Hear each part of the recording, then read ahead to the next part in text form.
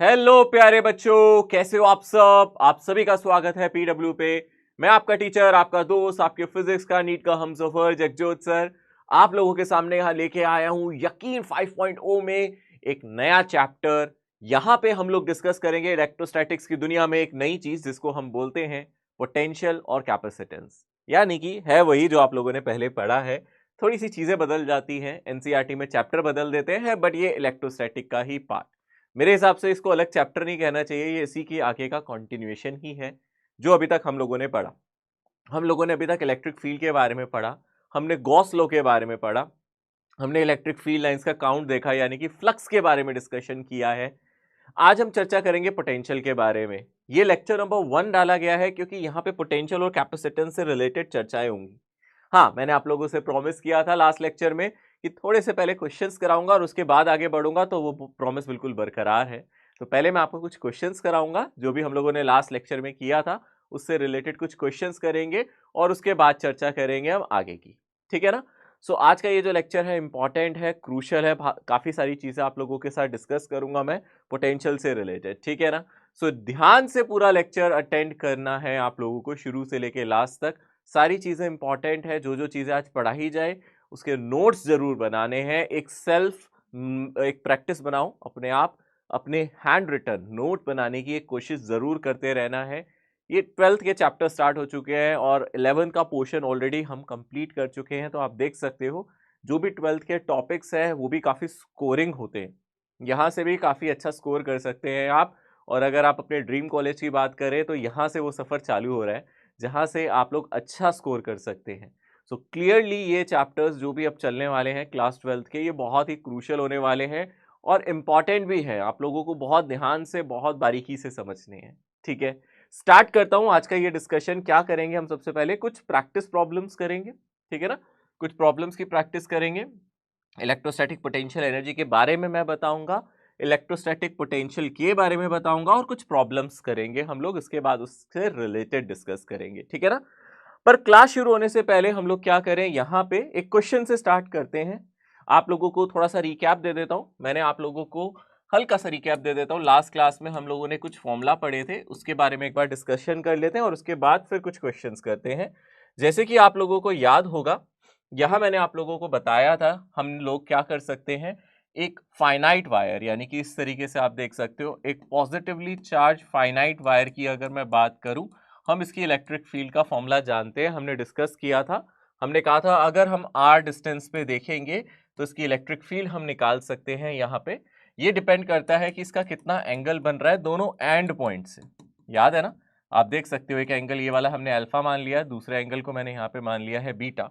इस तरीके से मैंने एंगल कंसीडर कर लिया है और मान लेते हैं कि यहाँ पे मैं इलेक्ट्रिक फील्ड निकालना चाहता हूँ, तो इसके दो कंपोनेंट होंगे। एक परपेंडिकुलर टू द वायर जिसको ई परपेंडिकुलर कहते हैं, जिसको हम सिंपली लिख सकते हैं के लेमडा डिवाइडेड बाय जितना डिस्टेंस है वायर का, और sine theta sine alpha plus sign beta. ठीक है ना, sine alpha plus sign beta, क्योंकि मैंने यहाँ एंगल अल्फा बीटा माने हैं। आप थीटा 1 थीटा 2 भी लिख सकते हैं, अल्फा बीटा भी लिख सकते हैं, जो भी आप एंगल इसको कंसीडर कर रहे हैं। इसी के साथ साथ हो सकता है ऊपर वाला पोर्शन बड़ा हो सकता है नीचे वाला बड़ा हो, डिपेंडिंग अपॉन कौन सा पोर्शन बड़ा है, कौन सी लेंथ बड़ी है। आप याद रखो, जो एंगल बड़ा होगा, अगर नीचे वाला एंगल बड़ा है तो एक इलेक्ट्रिक फील्ड यहाँ पे ऊपर की तरफ होगी। ठीक है ना, यहाँ पे एक ऊपर की तरफ भी एक इलेक्ट्रिक फील्ड होगी जिसको ई पैरेलल कह रहे हैं। ये इलेक्ट्रिक फील्ड है जो आपको नजर आ रही है वायर के पैरेलल है। यहाँ लैम्डा वायर की डेंसिटी है, ये फाइनाइट वायर है। ठीक है ना, this is not infinite wire, ये हम लोगों ने पढ़ा था। ये मेरी फाइनाइट वायर है, चार्ज है, यूनिफॉर्मली चार्ज फाइनाइट वायर है। ठीक है, और अगर हम ध्यान से देखते थे यहाँ से इसका फॉर्मूला भी बिल्कुल ऐसा ही आता था, के लैम्डा बाई आर, और यहाँ पे आता था कुछ कॉस अल्फा माइनस बीटा या beta minus alpha, depending upon, depend करता है भैया कौन सा हमारा एंगल बड़ा है कौन सा छोटा है। बेसिकली हमें देखना पड़ता है, वो भी डायरेक्शन पे डिपेंड करता है। अगर अल्फा बड़ा है तो नीचे की तरफ आएगा, बीटा बड़ा है तो ऊपर की तरफ आएगा, डिपेंडिंग अपॉन दैट। तो इस तरीके से हम इसको कैलकुलेट कर सकते हैं। तो आपको ये कुछ फॉर्मूलाज हैं जो याद रखने हैं। ठीक है ना, ये सारे फॉर्मूलाज हैं जो आप याद रख सकते हो, इससे आपका करेक्ट आंसर आ जाएगा।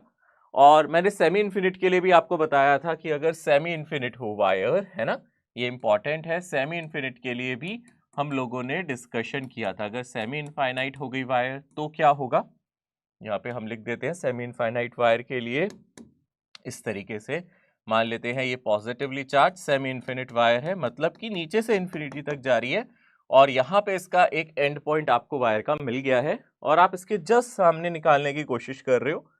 फॉर एग्जाम्पल यहाँ पे किसी आर डिस्टेंस पे निकालने की कोशिश कर रहे हो, ठीक है ना, यहाँ पे किसी आर डिस्टेंस पे निकाल रहे हो तो आपका जो एक एंगल होगा लेट अस से बीटा, वो तो चला जाएगा आपका π/2 क्योंकि मैक्सिमम वैल्यू उसकी 90 डिग्री हो सकती है और अल्फा हो जाएगा 0, ठीक है। तो यहाँ पे इलेक्ट्रिक फील्ड अगर हम कैलकुलेट करते थे तो हमें दो कंपोनेंट मिलते थे, एक इधर और एक इधर, तो ये भी मेरा k लैम्डा बाय r हो जाता था और ये भी मेरा k लैम्डा बाय r हो जाता था। तो नेट इलेक्ट्रिक फील्ड आपको इन बिटवीन मिलती थी और ये होगी √2 k lambda divided by r। ये नेट इलेक्ट्रिक फील्ड मिलेगी आपको, इन बिटवीन मिलेगी, ठीक है ना। तो आप याद रखें ये पॉजिटिव है तो ये अवे होगी, अगर ये नेगेटिवली चार्ज वायर होती तो एक फील्ड टूवर्ड्स वायर होती, एक डाउनवर्ड होती और net field towards the wire होती। इतना आप लोगों को याद रख लेना चाहिए। ये कुछ इंपॉर्टेंट कंसेप्चुअल चीजें हैं जो हम लोग कर सकते हैं, राइट। सो ये यूज करा जा सकता है क्वेश्चंस को सॉल्व करने के लिए भी। मैं आपको दिखाता हूं किस तरीके का सवाल आप एक्सपेक्ट कर सकते हैं। तो एक क्वेश्चन मैं आपको यहाँ पे दिखाता हूं। लेटस से मैं यहाँ पे आपके लिए क्वेश्चन बनाता हूँ। लेटस से यहाँ पे एक वायर जा रही है, ये इनफाइनाइट वायर है, ठीक है, चार्ज वायर है, इनफाइनाइट वायर है, इस पे चार्ज डेंसिटी मैंने कंसीडर कर दी lambda, positively charge infinite wire है और ये लैम्डा है। और यहाँ पे उसके बाद आपको एक क्या दिख रहा है, सेमी सर्कल, इसके बाद आपको यहाँ पे नजर आ रहा है एक सेमी सर्कल यहाँ से लेके यहाँ तक, ठीक है। और उसके बाद फिर से ये वायर कंटिन्यू हो रही है और ये फिर से इन्फिनिटी तक जा रही है, यानी कि यहाँ से फिर से एक वायर कंटिन्यू हो रही है और ये इन्फिनिटी तक जा रही है। अगेन ये वायर मेरी पॉजिटिवली चार्ज है, तो थ्रू आउट द वायर एक ही चार्ज डेंसिटी मेंटेन्ड है, थ्रू आउट द वायर ये पॉजिटिवली चार्ज्ड है और उसी की चार्ज डेंसिटी जो है वो लैम्डा मेंटेन्ड है थ्रू आउट, ठीक है ना, ये कंसीडर हम कर सकते हैं। और मैं चाहता हूं कि आप ये जो आर्क है, आर्क नहीं बेसिकली सेमी सर्कल है, इसका कहीं ना कहीं यहाँ सेंटर होगा, ठीक है ना, यहाँ पे इसका कहीं ना कहीं सेंटर होगा, आप देख सकते हो यहाँ पे सेंटर पॉइंट मान लेता हूँ P और मैं चाहता हूँ इस P पॉइंट पे आप इलेक्ट्रिक फील्ड निकालें, ठीक है ना, net electric field on this point P। तो हमें क्या करना है, find electric field at P, यहाँ पे find electric field at P। तो पॉइंट P पे हम इलेक्ट्रिक फील्ड यहाँ पे कैलकुलेट करना चाहते हैं, तो इजीली हम निकाल सकते हैं। क्या करना चाहिए अगर हम ध्यान से देखेंगे, सबसे पहले ऊपर वाली वायर को देखो, ऊपर वाली वायर मेरी सेमी इनफाइनाइट है, देखा जाए तो ये सेमी इनफाइनाइट कहलाएगी, ठीक है ना, जिससे सेमी इनफाइनाइट।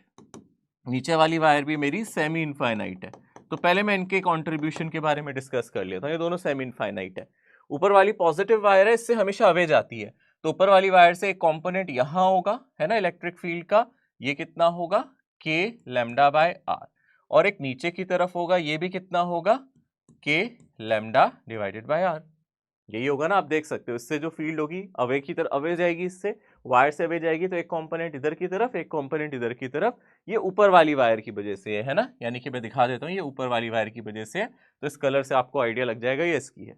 अब नीचे वाली वायर की वजह से अगर आप फील्ड देखना चाहते हो तो इसकी वजह से क्या होगी, इस डायरेक्शन में होगी, यानी कि एक कंपोनेंट राइट साइड होगा, ये भी मेरा कितना होगा k लैम्डा बाय r, और एक कंपोनेंट ऊपर होगा, ये कितना होगा again k lambda by r, ठीक है ना। तो आप देख सकते हो क्लियरली ऊपर वाला k लैम्डा बाय r नीचे वाले k लैम्डा बाय r से कट गया, सिर्फ मैंने वायर को कंसीडर किया है, अभी मैंने इस सेमी सर्कल को कंसीडर नहीं किया, सिर्फ वायर को कंसीडर किया है।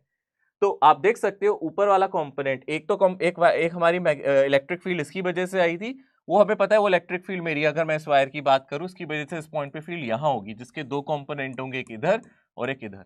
और ऐसे ही ऊपर वाले की वजह से जो मैंने कंसीडर की थी, उसकी वजह से यहाँ पे दो कंपोनेंट थे, एक इधर और एक इधर। तो ऊपर वाले की वजह से एक ये राइट साइड, एक डाउनवर्ड, नीचे वाले की वजह से एक अपवर्ड, एक राइट साइड। तो आप देख सकते हो ये वाली इलेक्ट्रिक फील्ड ऊपर वाली नीचे वाले से कैंसिल आउट हो जाएगी, तो आपको राइट साइड मिलेगी k lambda by r, k lambda by r यानी कि 2k लैम्डा बाय r।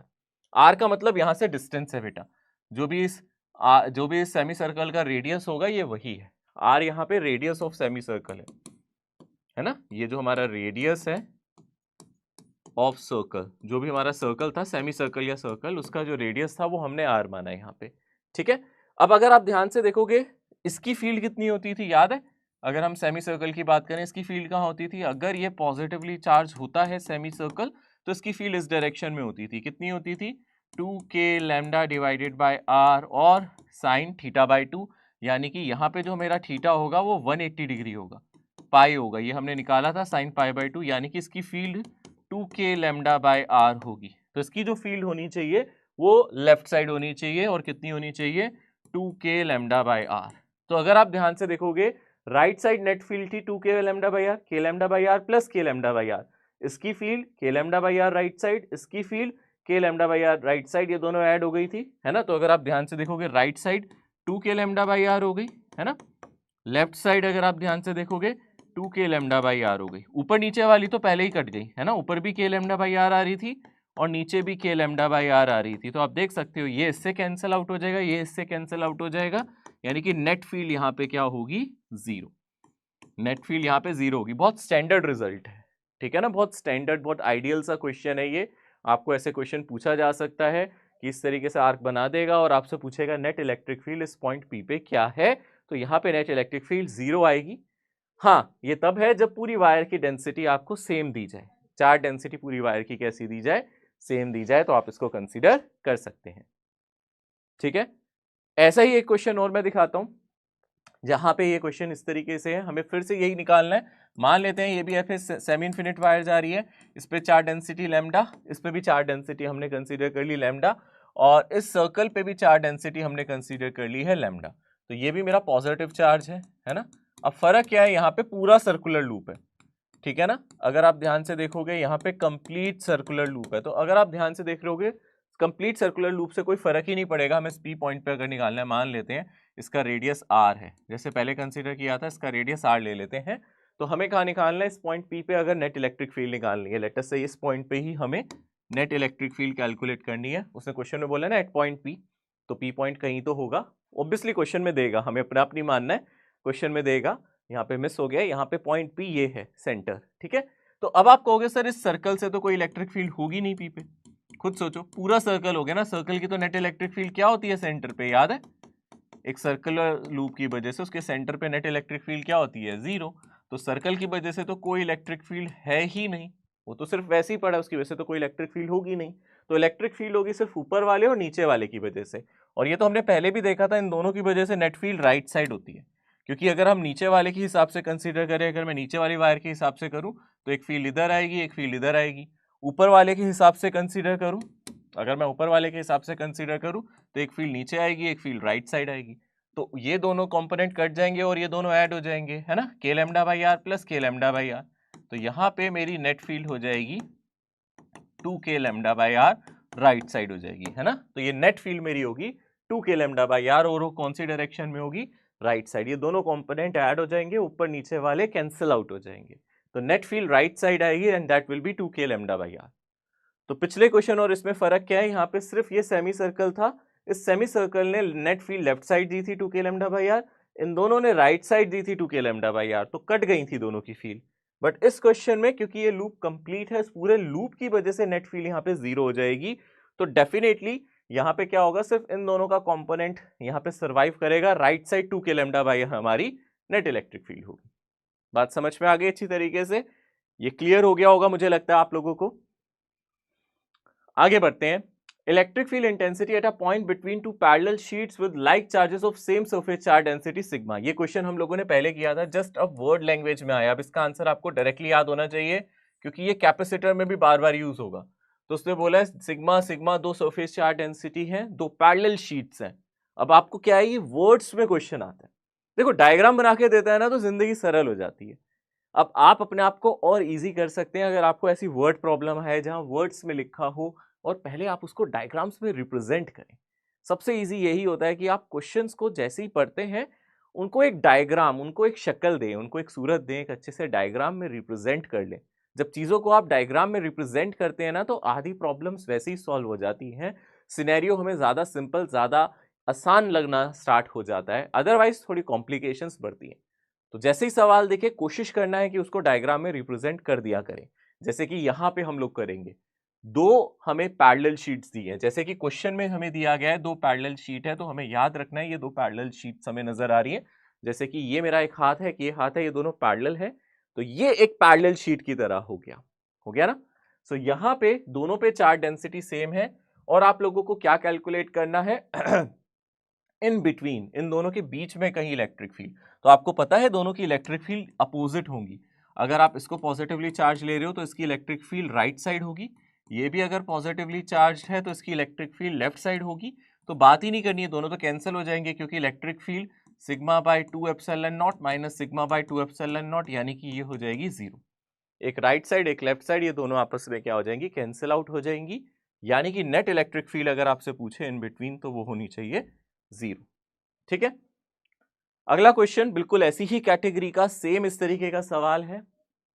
वो बोल रहा है it is if the uniform charge density of the infinite thick plane sheet is sigma, electric field near the surface will be. हमें क्या कह रहा है, थिक शीट है और सरफेस के पास क्या इलेक्ट्रिक फील्ड होगी। याद है हमने पढ़ा था, अगर हम एक थिक शीट ले लेते हैं यानी कि थोड़ी सी थिकनेस ले लेते हैं और सरफेस की, इसकी जो भी सरफेस होगी उसके जस्ट बाहर अगर हम ध्यान से देखें तो इलेक्ट्रिक फील्ड हमें याद है ट्वाइस होती थी, यानी कि सिग्मा बाई एप्सिलॉन होती थी। मैंने बताया था किसी कंडक्टर के भी जस्ट आउटसाइड या फिर थिक सरफेस के जस्ट आउटसाइड अगर आप इलेक्ट्रिक फील्ड देखेंगे तो सिग्मा बाई 2 एप्सिलॉन नॉट नहीं होती, सिग्मा बाई एप्सिलॉन होती है।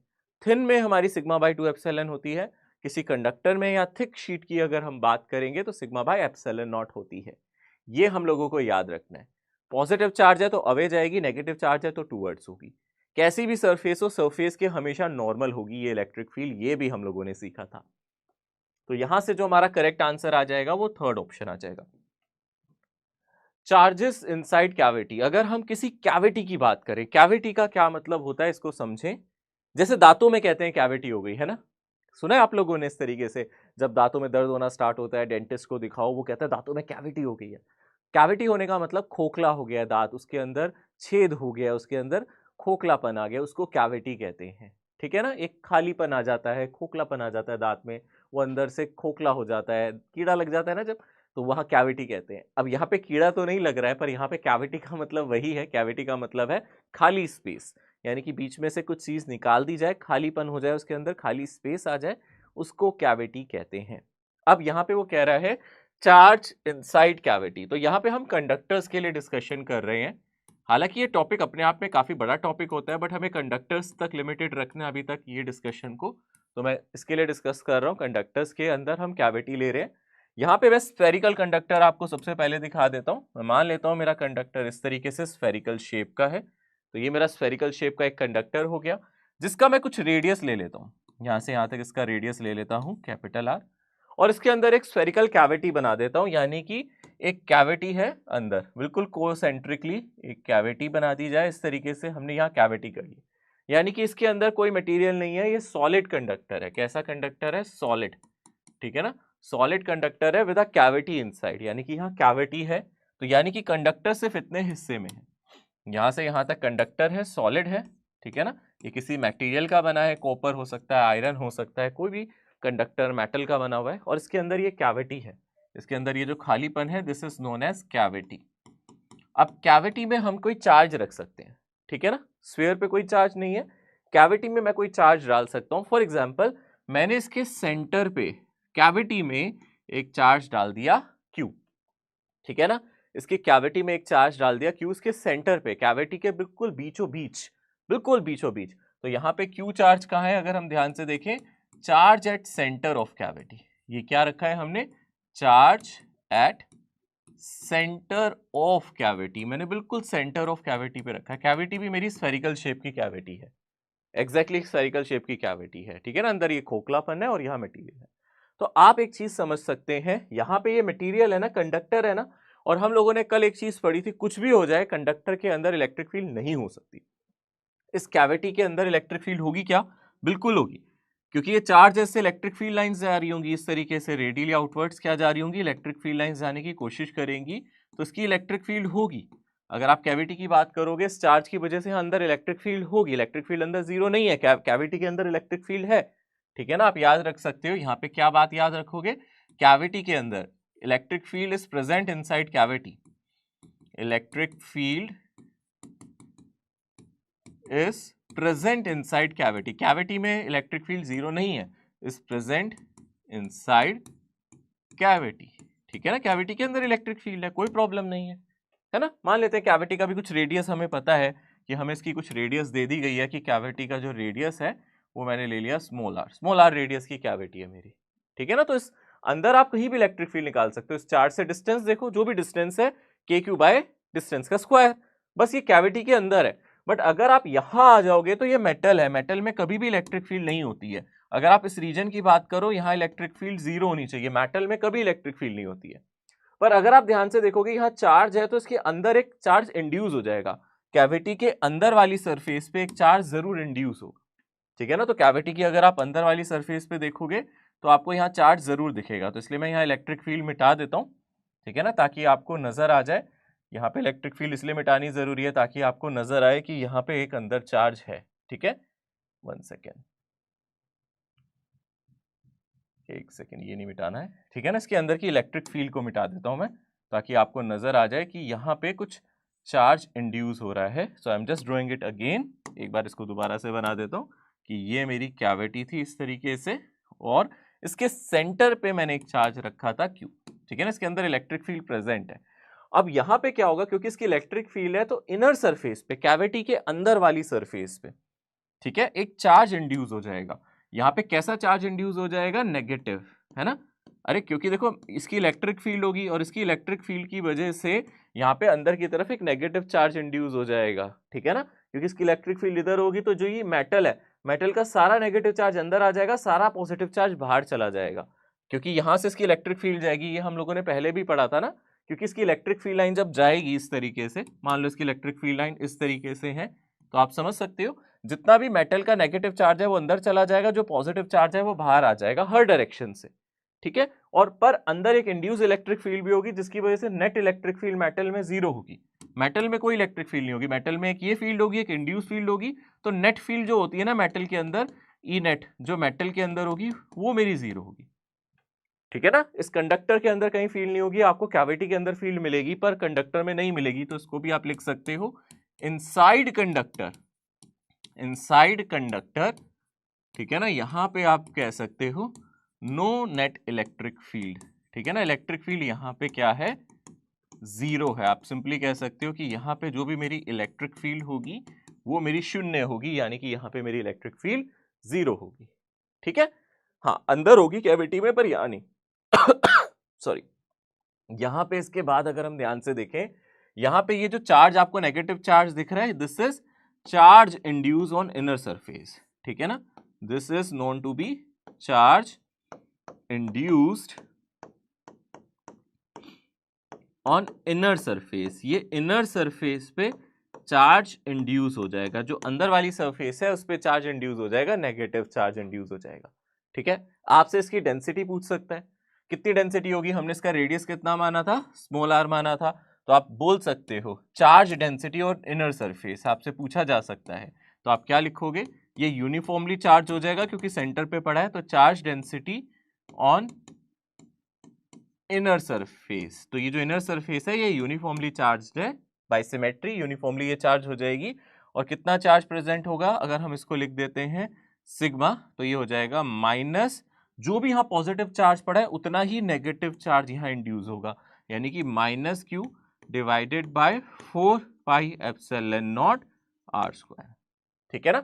जितना यहाँ चार्ज है ना, ऐसा क्यों, इसलिए क्योंकि अगर मैं यहाँ पे कभी गॉसियन सरफेस बनाऊं तो उसके अंदर टोटल चार्ज 0 होना चाहिए, ठीक है ना। इस गॉसियन सरफेस में टोटल चार्ज 0 क्यों होना चाहिए, क्योंकि हमें पता है मटेरियल में नेट इलेक्ट्रिक फील्ड 0 है, तो जितना यहाँ पॉजिटिव चार्ज है उतना ही नेगेटिव चार्ज सरफेस में, इनर सरफेस पे इंड्यूस हो। मतलब अगर आप सेंटर पे 5 कूलम रख रहे हो तो इनर सरफेस पे टोटली -5 कूलम चार्ज होना चाहिए। और क्योंकि कंजर्वेशन ऑफ चार्ज है, अगर इनर सरफेस पे कुछ नेगेटिव चार्ज आया है तो उतना ही पॉजिटिव चार्ज आउटर सरफेस पे आएगा। तो जितना नेगेटिव चार्ज इनर सरफेस पे आता है उतना ही पॉजिटिव चार्ज आपकी आउटर सरफेस पे आना मस्ट है, वो आना ही चाहिए, ठीक है ना। तो यहाँ पे आप क्लियरली याद रखना कि इसकी जो आउटर सरफेस है उस पे भी पॉजिटिव क्यू चार्ज आ जाएगा, इसकी आउटर सरफेस पे पॉजिटिव चार्ज आ जाएगा, यानी कि charge density on outer surface, charge density अगर हम बात करें ऑन आउटर सरफेस, वहां पे भी टोटल चार्ज Q है, जो सेंटर पे रखा था उतना नेगेटिव इनर सरफेस पे आ गया, उतना ही पॉजिटिव बाहर पे आ गया।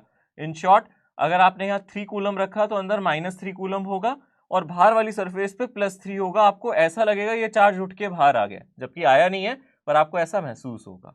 तो आप लिख सकते हो जितना चार्ज डेंसिटी इनर सरफेस पे है, चार्ज डेंसिटी आउटर सरफेस पे भी अगर आपको निकालनी पड़ेगी, अगर आप आउटर सरफेस पे निकाल रहे हो तो आउटर सरफेस पे होगी, चार्ज उतना ही होगा। बस ऑब्वियसली यहाँ पे जो रेडियस है, ओके यहाँ एप्सिलॉन नॉट नहीं है, यहाँ सिर्फ एरिया है। सॉरी, ये पहले वाले केस में मैंने गलती से एप्सिलॉन नॉट लिख दिया था, एप्सिलॉन नॉट नहीं आएगा, हम चार्ज बाय एरिया कर रहे हैं। एप्सिलॉन नॉट हटा देना प्लीज, देख लेना इस चीज को, मैंने गलती से एप्सिलॉन नॉट लिख दिया था, आदत पड़ जाती है ना इलेक्ट्रिक फील्ड लिख लिख के। चार्ज डेंसिटी क्या होता है? Charge by area. तो चार्ज -q था, area 4πr², surface area, sphere का सरफेस एरिया 4πr², अंदर वाला सरफेस एरिया।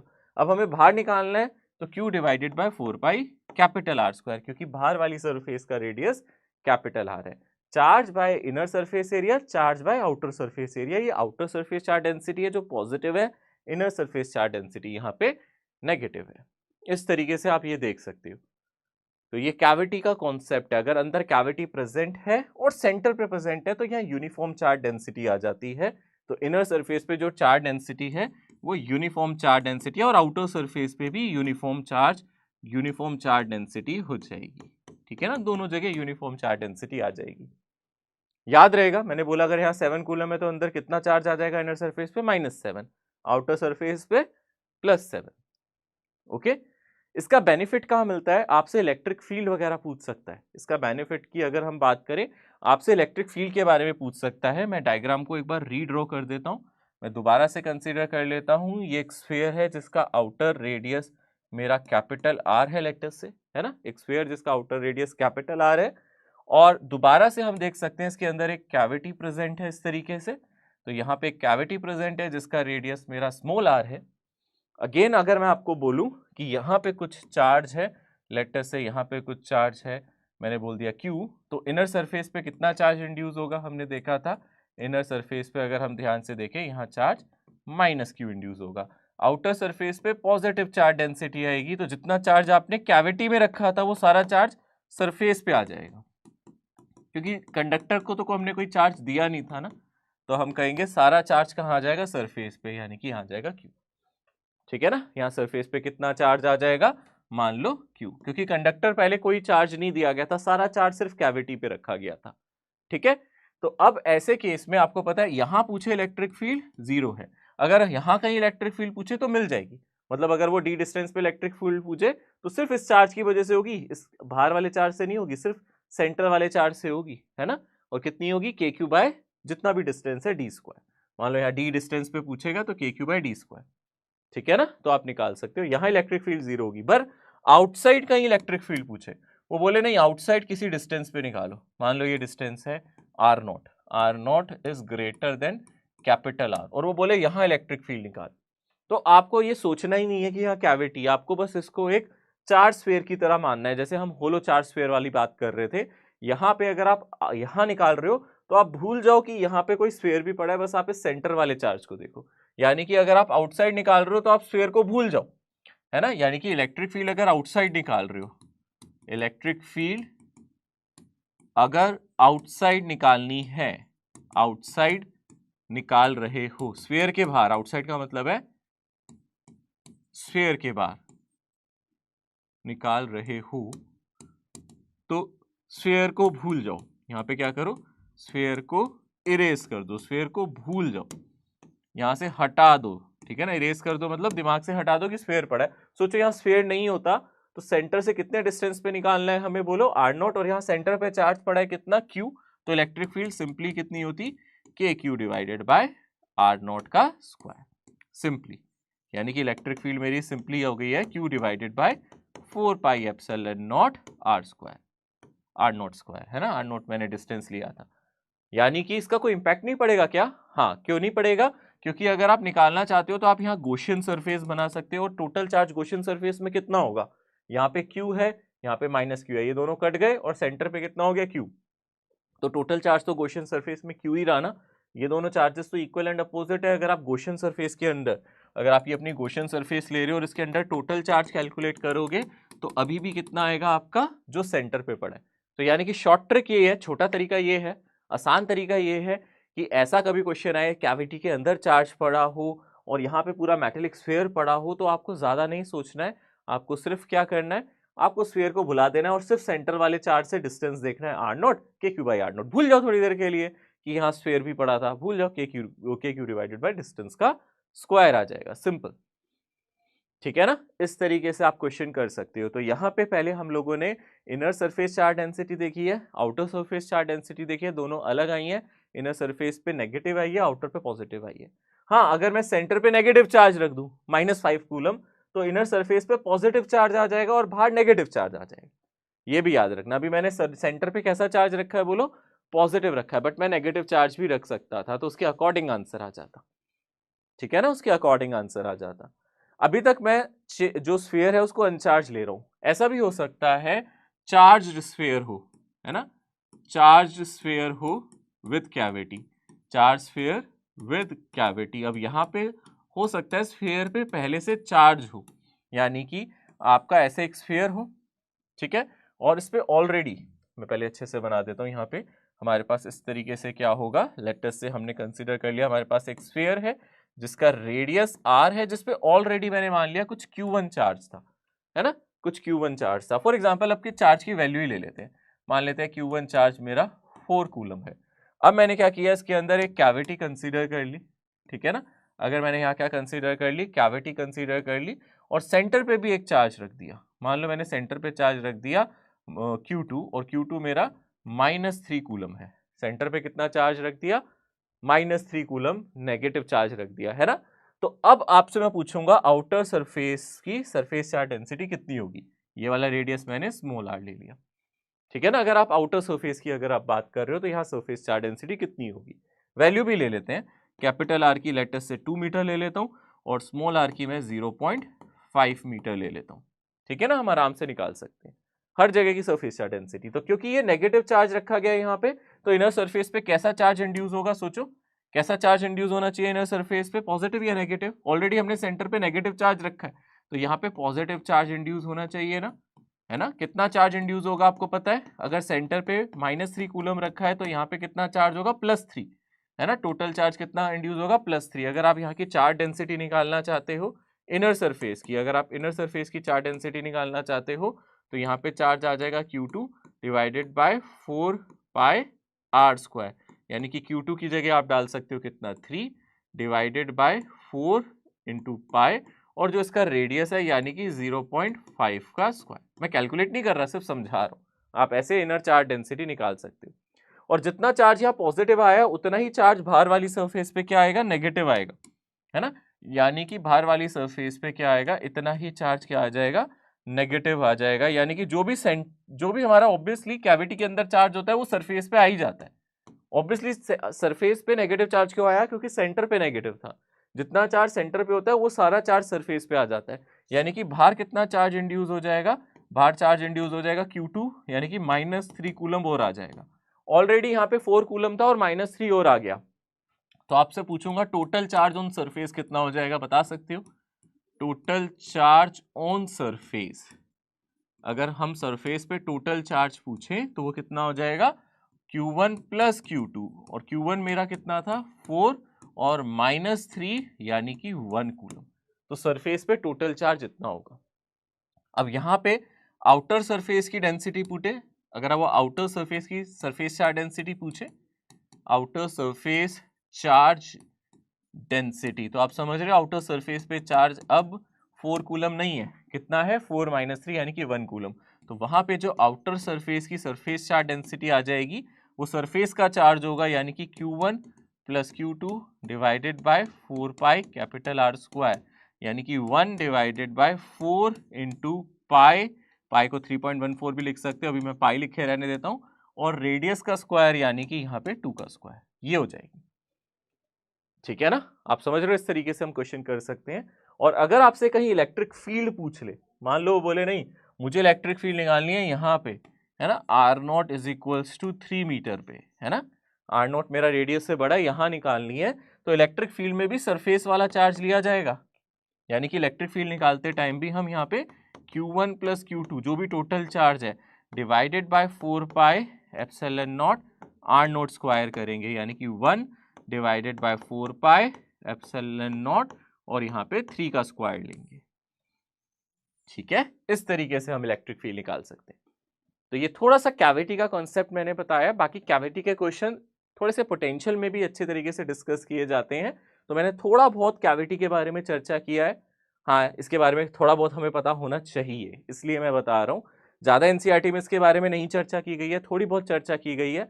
ऐसे ही छोटे मोटे थोड़े बहुत सवाल इससे आ सकते हैं, तो आपको थोड़ा सा अभी तक कैविटी में इतना याद रखना है। आगे भी कैविटी की जो प्रॉब्लम आएंगी मैं डिस्कस करता रहूंगा, बट अभी के लिए इतना याद रखें। एक क्वेश्चन है, आप इसका जवाब दे सकते हैं, बहुत ही इजी है, अब आप इसका जवाब दे सकते हैं। हाँ, metallic spherical shell has a inner radius r1 and the outer radius r2.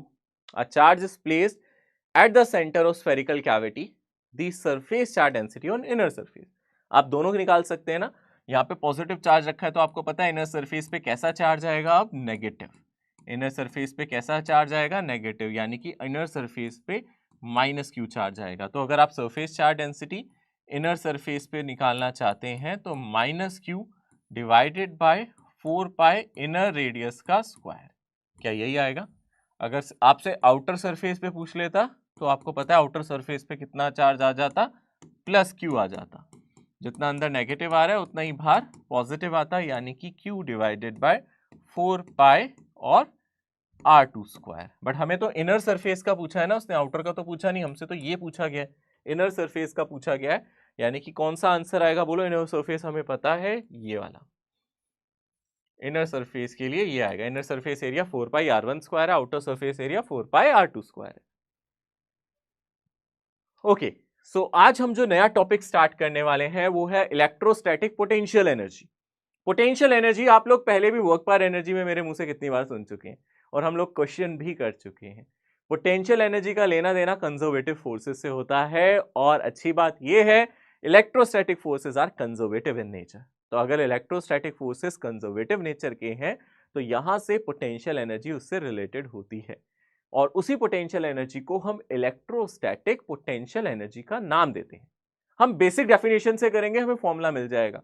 हम एक बार फॉर्मूला देख लेते हैं कैसे आया है, उसके बाद उसको याद रख लेंगे। यानी कि अगर हम ध्यान से देखें इलेक्ट्रोस्टैटिक पोटेंशियल एनर्जी अगर हमें निकालनी है तो वो क्या होगी? अगर आपके पास दो चार्जेस है, लेट अस से Q1, इसको मैं फिक्स्ड कर देता हूं, मतलब इसको अपनी जगह से हिलाऊंगा नहीं, ये फिक्स्ड है, ठीक है ना, इसको पकड़ रखा है, कहीं नहीं जा रहा है। और दूसरा चार्ज मैं यहाँ पे कंसिडर कर लेता हूँ, लेट अस से Q2, यहाँ पे मैं दूसरा चार्ज कंसिडर कर लेता हूँ Q2। तो इनके बीच में कोई दूरी होगी, मैं मान लेता हूँ इनके बीच में जो डिस्टेंस है, मैंने मान लिया वो डिस्टेंस है x1, ठीक है ना। तो इनकी कोई पोटेंशियल एनर्जी होगी। अगर दो चार्जेस किसी डिस्टेंस पे पड़े हैं तो उनकी एक सिस्टम बन जाता है, और सिस्टम की एक एनर्जी होती है यहाँ पे, क्योंकि इनके बीच में कुछ फोर्स है तो इसके बीच में एक एनर्जी भी होगी, उसी को हम पोटेंशियल एनर्जी कहते हैं। पर पोटेंशियल एनर्जी को हम कैलकुलेट ऐसे नहीं कर सकते, उसका सिर्फ बदलाव यानी कि चेंज कैलकुलेट किया जाता है। ये आप पहले भी डिस्कस कर चुके हो, मेरे से किया था ना वर्क पावर एनर्जी में। क्या पोटेंशियल एनर्जी कैलकुलेट की जाती है?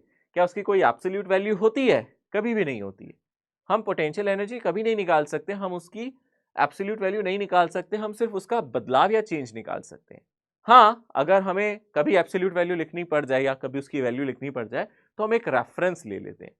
हमें सिर्फ इतना ही पता है कि किसी सिस्टम की एनर्जी बढ़ रही है या घट रही है, हम सिर्फ उसका बदलाव, कितना बढ़ रहा है एनर्जी, कितना घट रहा है, वो निकाल सकते हैं। बट पोटेंशियल एनर्जी की कोई एब्सोल्यूट वैल्यू होती नहीं है। रेफरेंस के लिए हम मान लेंगे कि जब दो चार्ज बहुत दूर चले जाएं तो एनर्जी जीरो हो जाए, यहाँ पे इसकी कुछ एनर्जी होगी, और मैं रेफरेंस के लिए मान लूंगा जब इनके बीच में डिस्टेंस कितना हो जाए, बोलो इनफाइनाइट, तो पोटेंशियल एनर्जी कितनी हो जाए, जीरो। वो रेफरेंस के लिए मान लेंगे, वैसे कोई पोटेंशियल एनर्जी की एब्सोल्यूट वैल्यू होती नहीं है, याद रखेंगे, ठीक है। चलो, अभी मैं मानता हूं ये Q1 Q2 कितने डिस्टेंस पे, x1, तो इसकी पोटेंशियल एनर्जी कितनी है, U1 पोटेंशियल एनर्जी है जब इनके बीच में डिस्टेंस कितना है, x1। पोटेंशियल एनर्जी ये क्या है, potential energy when separation is, इनके बीच का सेपरेशन कितना है, when separation is x1। Similarly अब अगर आप ध्यान से देखोगे ये तो फिक्स्ड है, तो ये इस पे एक फोर्स लगा रहा होगा, ये फिक्स चार्ज इस पे आगे की तरफ एक फोर्स लगा रहा होगा, डेफिनेटली इस पे इलेक्ट्रोस्टैटिक फोर्स आगे की तरफ लग रहा होगा, तो ये इसको आगे की तरफ ले जाएगा। मान लो ये इसको कहां तक ले गया, लेट अस से हम कहां पे कंसीडर कर लेते हैं, इसको हम कंसीडर कर लेते हैं यहाँ पे, मैंने कंसीडर कर लिया, ये कहाँ पहुंच चुका है, अब घूमता फिरता कहाँ पहुंच गया, यहाँ पे। तो Q2 थोड़ी देर बाद यहाँ पहुंच गया। इनिशियली वो यहाँ पे था, ठीक है ना, इनिशियल पोजीशन इसकी ये थी, अगर हम ध्यान से देखेंगे ये इसकी फाइनल पोजीशन मैंने कंसीडर कर ली, ये फाइनली यहाँ पहुंच गया, तो फाइनल पोजीशन इसकी ये हो गई। क्यों गया यहाँ पे, ये तो फिक्स्ड है ना, पर ये मूव कर सकता है, इनके बीच में रिपल्शन होगा। मैंने दोनों चार्जेस मान लो पॉजिटिव ले लिए, मान लो दोनों पॉजिटिव ले रखे हैं, ठीक है ना। तो जब ये यहां से यहां पहुंच जाएगा तो पोटेंशियल एनर्जी बदल जाएगी, क्योंकि इनके बीच का डिस्टेंस बदल जाएगा। इनके बीच में अब डिस्टेंस मैंने मान लिया x2। तो अब जो पोटेंशियल एनर्जी होगी वो U2 होगी। U2 क्या है, ये मेरी पोटेंशियल एनर्जी है व्हेन सेपरेशन इज, मैं थोड़ा शॉर्ट में लिख रहा हूं, potential energy when separation is x2, थोड़ा शॉर्ट में लिख रहा हूं, है ना, सेपरेशन इज x2, ठीक है ना। तो अब हमें पता है, हम लोगों ने वर्क पर एनर्जी पढ़ा था, हमें पता है work done by conservative force is equals to change in potential energy होता है, जानते हैं ना। तो यहाँ पे उसी चीज को हम यूज कर सकते हैं, सीधी सी बात है कि भाई वर्क डन कौन सा फोर्स है, ये कंजर्वेटिव फोर्स है। इलेक्ट्रोस्टैटिक फोर्स कैसा है, कंजर्वेटिव फोर्स। पर यहाँ पे एक चीज याद रखना है, ये कांस्टेंट नहीं है। जैसे जैसे चार्ज आगे जाएगा इनके बीच का फोर्स कम होता जाएगा, क्यों, क्योंकि इन दोनों के बीच का डिस्टेंस बढ़ता जाएगा। यहाँ पे मेरा फोर्स कांस्टेंट नहीं है। वर्क डन निकालना चाहते हो, इंटीग्रेट करना पड़ेगा। तो इसके लिए हम लोगों को थोड़ा स्मार्टली क्या करना पड़ेगा, कोई एक पर्टिकुलर डिस्टेंस लेना पड़ेगा। मैं यहां से लेके यहां तक की दूरी को यहाँ पे x मान लेता हूँ। ऐसा क्यों कर रहा हूँ, क्योंकि मुझे पता है ना यहाँ पे फोर्स अलग है, आगे जाके अलग हो जाएगा, आगे जाके अलग हो जाएगा, और आगे जाके घटता जा रहा है फोर्स। तो इसलिए मुझे क्या करना पड़ेगा, इनके बीच में एक दूरी माननी पड़ेगी x। इस टाइम इस पे जो फोर्स होगा उसको मैं F कह देता हूँ, है ना। और मुझे पता है इनके बीच में फोर्स कितना लग रहा होगा, ऑब्वियसली K Q1 Q2 और डिवाइडेड बाई x²। और थोड़े से डिस्प्लेसमेंट के लिए मैं मान सकता हूँ, छोटे से डिस्प्लेसमेंट के लिए ये छोटा सा डिस्प्लेसमेंट ले लेते हैं आगे की तरफ, dx मैं मान सकता हूँ फोर्स चेंज नहीं हो रहा। हालांकि जैसे जैसे इनके बीच का सेपरेशन बढ़ता है फोर्स बदलता है, पर ये इतना छोटा डिस्प्लेसमेंट है ना, ये बहुत छोटा है, इनफाइनाइटेसिमल स्मॉल, इतना छोटा डिस्प्लेसमेंट है कि इसमें फोर्स नहीं बदल रहा। तो इस छोटे से डिस्प्लेसमेंट के लिए यहाँ पे वर्क डन का फॉर्मूला क्या हो जाएगा, यहाँ पे वर्क डन का फॉर्मूला हो जाएगा F.dx। क्या ये दोनों सेम डायरेक्शन में है, इस पे फोर्स भी आगे लग रहा है और डिस्प्लेसमेंट भी आगे हो रहा है, तो ये डॉट प्रोडक्ट पॉजिटिव होगा, यानी कि मैं वर्क डन को लिख सकता हूँ F.dx। और अगर मुझे यहां से लेके यहां तक टोटल फोर्स वर्क डन निकालना है, तो ये छोटा सा वर्क डन है ना, तो मैं यहां से लेके यहां तक वर्क डन निकालना चाहता हूं, तो इंटीग्रेट करूंगा। यानी कि अगर मैं इसको इंटीग्रेट कर दूंगा बोथ साइड, तो मेरा टोटल वर्क डन आ जाएगा, लिमिट जाएगी x1 से x2 तक, है ना, क्योंकि x की वैल्यू, ये जो x है इसकी छोटी वैल्यू x1 है और सबसे ज्यादा वैल्यू x2 है। तो ये हम लोग वर्क डन के लिए करेंगे। सिंपल सा यहाँ पे स्कोप है, आप आराम से कर सकते हो। यहाँ पे टोटल वर्क डन जो आ गया, इंटीग्रेशन ऑफ dw, ये टोटल वर्क डन आ गया। इंटीग्रेशन ऑफ फोर्स, फोर्स है मेरा k q1 q2 divided bye जो भी इनमें डिस्टेंस था x², है ना, और इनटू dx, और लिमिट यहां से जाएगी x1 से x2। यहाँ पे अब वर्क डन का फॉर्मूला क्या आ जाएगा, यहाँ पे आपका जो कांस्टेंट है उसको बाहर ले जाओ कि Q1 Q2, अब इंटीग्रेशन में बचेगा dx डिवाइडेड बाई x², और लिमिट बचेगी यहाँ से x1 से लेके x2 तक। तो यहाँ से क्या आ जाएगा, k Q1 Q2 dx by x², इसका इंटीग्रेशन होगा -1/x, क्योंकि आप x² को ऊपर ले जाओगे x की पावर -2 dx, तो x की पावर -2 + 1 डिवाइडेड बाय -2 + 1। ये इंटीग्रेशन बहुत बार किया है, पावर रूल है, ठीक है ना। आपको x की पावर -2 dx का इंटीग्रेशन करना है, ये होगा x की पावर -2 + 1 डिवाइडेड बाय -2 + 1, जिसको आप -1/x लिख सकते हो। तो यानी कि यहाँ पे माइनस साइन हम बाहर ले जाते हैं, 1/x, और फिर लोअर लिमिट x1 और अपर लिमिट यहाँ पे x2। जल्दी से इस इंटीग्रेशन को पूरा करते हैं, तो यहाँ पे आ जाएगा -k Q1 Q2, upper limit डालोगे x की जगह एक बार x2 डालोगे, अपर लिमिट हो जाएगी, माइनस लोअर लिमिट एक बार x की जगह x1 डालेंगे। अब हमें पता है ये वर्क डन कंजर्वेटिव फोर्स से है, और कंजर्वेटिव फोर्स का जो वर्क डन होता है वो minus change in potential energy होता है, यानी कि minus final potential energy initial potential energy. यहाँ पे मेरी फाइनल पोटेंशियल एनर्जी U2 है, यानी कि -U2 -U1, final potential energy minus initial potential energy. यहाँ से फॉर्मूला बन जाएगा k Q1 Q2 1/x2 -x1। ये फॉर्मूला हमारा बना, जिससे U1 U2 कट गया है। तो फाइनल फॉर्मूला बस यही बचा, U2 -U1, ये नेगेटिव नेगेटिव साइन कट गया, sorry negative negative sign cut गया है।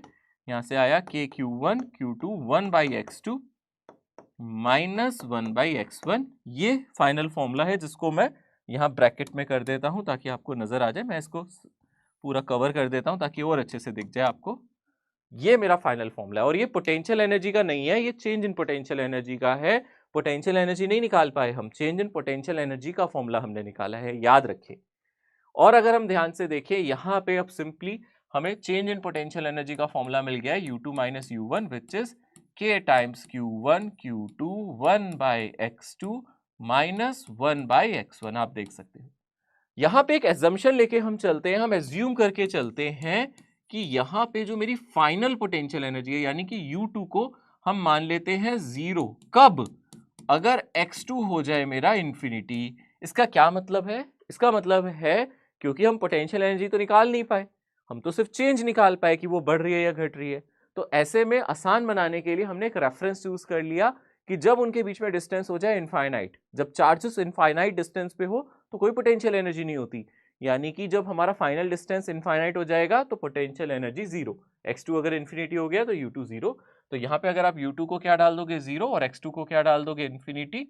तो यहाँ से आ जाएगा -U1 is equals to -K Q1 Q2 divided by x1, minus minus cut जाएगा तो U1 मेरा आ जाएगा K times Q1 Q2 by x1। तो ये एक एजम्पशन की वजह से आया है पोटेंशियल एनर्जी। हमने एजम्पशन लिया है कि पोटेंशियल एनर्जी इन्फिनिटी पे जीरो होगी, तो पोटेंशियल एनर्जी का फॉर्मूला हम ये लिख सकते हैं। यानी कि सीधी सी बात है, इसमें इतना सोचना ही नहीं है। अगर हमें कोई भी दो चार्ज दिए जाए, फॉर एग्जाम्पल हमें एक चार्ज दिया जाए Q3, एक चार्ज दे दिया जाए Q4, और आपसे बोला जाए इनके बीच की पोटेंशियल एनर्जी निकालो, तो आप आराम से निकाल सकते हो। अगर वो बोले इनके बीच में डिस्टेंस a है तो जस्ट पोटेंशियल एनर्जी का फॉर्मूला हो जाएगा K Q3 Q4 divided by a। इनके बीच का डिस्टेंस स्क्वायर नहीं है, नीचे सिर्फ a है। अब ये पोटेंशियल एनर्जी अगर हमारे दोनों चार्जेस, अगर मेरे Q3 एंड Q4, ठीक है ना, बोथ आर नेगेटिव, अगर दोनों नेगेटिव हो जाए तो ये आपस में क्या करेंगे?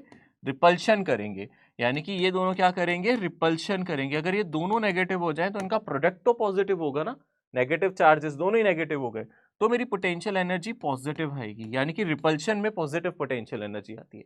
अगर मैं दोनों चार्ज को पॉजिटिव लूं तो भी, है ना, अगर मैं Q3 एंड Q4 को क्या लूं? दोनों को बोथ पॉजिटिव, अगर मैंने दोनों चार्जेस पॉजिटिव लिए तो भी रिपल्शन होगा, तो भी हमारा रिपल्शन ही होगा, यानी कि अभी भी रिपल्शन हो रहा है, यानी कि पोटेंशियल एनर्जी पॉजिटिव आ रही है। यानी कि पोटेंशियल एनर्जी हमेशा पॉजिटिव आएगी जब तक उनमें रिपल्शन होगा, यानी कि जब फोर्स रिपल्सिव होते हैं तो पोटेंशियल एनर्जी पॉजिटिव आती है। और अगर ये अनलाइक चार्जेस हुए, है ना, अगर अनलाइक चार्जेस हुए, एक पॉजिटिव एक नेगेटिव, है ना, अगर ये कैसे हुए हमारे? अनलाइक का मतलब है या तो यहाँ पे मैं बोल सकता हूँ Q3 नेगेटिव Q4 पॉजिटिव, या फिर मैं ले सकता हूँ Q3 पॉजिटिव और Q4 नेगेटिव, है ना, मतलब अपोजिट पोलैरिटी के ले लूँ, एक को पॉजिटिव दूसरे को नेगेटिव, तो मेरा अट्रैक्शन होगा। और अगर मेरा अट्रैक्शन होगा तो आप देख सकते हो इनमें से एक भी चार्ज नेगेटिव और दूसरा पॉजिटिव हुआ तो पोटेंशियल एनर्जी कैसी हो जाएगी? मेरी नेगेटिव। यानी कि कभी भी आपकी नेगेटिव पोटेंशियल एनर्जी आती है, इसका मतलब सिस्टम में अट्रैक्टिव फोर्सेस है। नेगेटिव पोटेंशियल एनर्जी का मतलब सिस्टम में अट्रैक्टिव फोर्सेस हैं, और पॉजिटिव पोटेंशियल एनर्जी का मतलब रिपल्सिव फोर्सेस है। ठीक है ना, रिपल्सिव फोर्स में वो एक दूसरे से दूर भागेंगे, अट्रैक्टिव फोर्स मतलब एक दूसरे के पास आएंगे, ये आप याद रखना। और जीरो पोटेंशियल एनर्जी का मतलब हमने क्या माना है? जब पोटेंशियल एनर्जी जीरो हो जाए, यानी कि वो इनफाइनाइट सेपरेशन पे है, फ्री है एक दूसरे से, तो उसकी जीरो पोटेंशियल एनर्जी आएगी। ठीक है, आप इस तरीके से देख सकते हैं। यहां पे एक क्वेश्चन है, इस क्वेश्चन में क्या कह रहा है अगर हम ध्यान से देखें, two equal charges Q are place at a distance 2a and a third charge -2Q is place at a midpoint, the potential energy of the system. अब यहां से दो से ज्यादा चार्जेस है, जब दो से ज्यादा चार्जेस हो हम सिर्फ number of pairs he count करेंगे। यानी कि अगर मैं ध्यान से देखूं, यहाँ पे दो इक्वल चार्ज पड़े हैं, यहाँ पे Q पड़ा है, यहाँ पे Q पड़ा है, इनके बीच का जो डिस्टेंस है वो हमें दिया गया है 2a। ठीक है, और इन दोनों चार्जेस के बीच में एक चार्ज और दिया गया है। कौन सा चार्ज दिया गया है? अ third charge -2Q placed at the mid point, इसके बिल्कुल सेंटर पे -2Q चार्ज रखा है। यानी कि ये डिस्टेंस मेरा, ये -Q चार्ज है, ये डिस्टेंस मेरा a, ये मेरा a, क्योंकि मिड पॉइंट पे बोला है। अब सिस्टम की पोटेंशियल एनर्जी का मतलब है आप इन दोनों की पोटेंशियल एनर्जी देखो, आप इन दोनों की देखो, आप इन दोनों की देखो, यानी कि यहाँ तीन पेयर बन रहे हैं। एक तो हम इसको नाम दे देते हैं लेटर से ए, बी और सी। तो यानी कि यहाँ पे एक तो ए बी पेयर होगा, एक बी सी पेयर होगा और एक ए सी पेयर होगा। इन दोनों की पोटेंशियल एनर्जी, इन दोनों की और इन दोनों की, क्योंकि हमें तो दो चार्जेस की पोटेंशियल एनर्जी पता है ना, तो यहाँ हम टोटल पोटेंशियल एनर्जी ऐसे ही निकालेंगे, यानी कि potential energy between A B plus potential energy between B C plus potential energy between A C, ये मेरी टोटल पोटेंशियल एनर्जी यहाँ पे हो जाएगी। सिंपली ये टोटल पोटेंशियल एनर्जी आप निकाल सकते हो। कैसे आ जाएगी अब बोलो?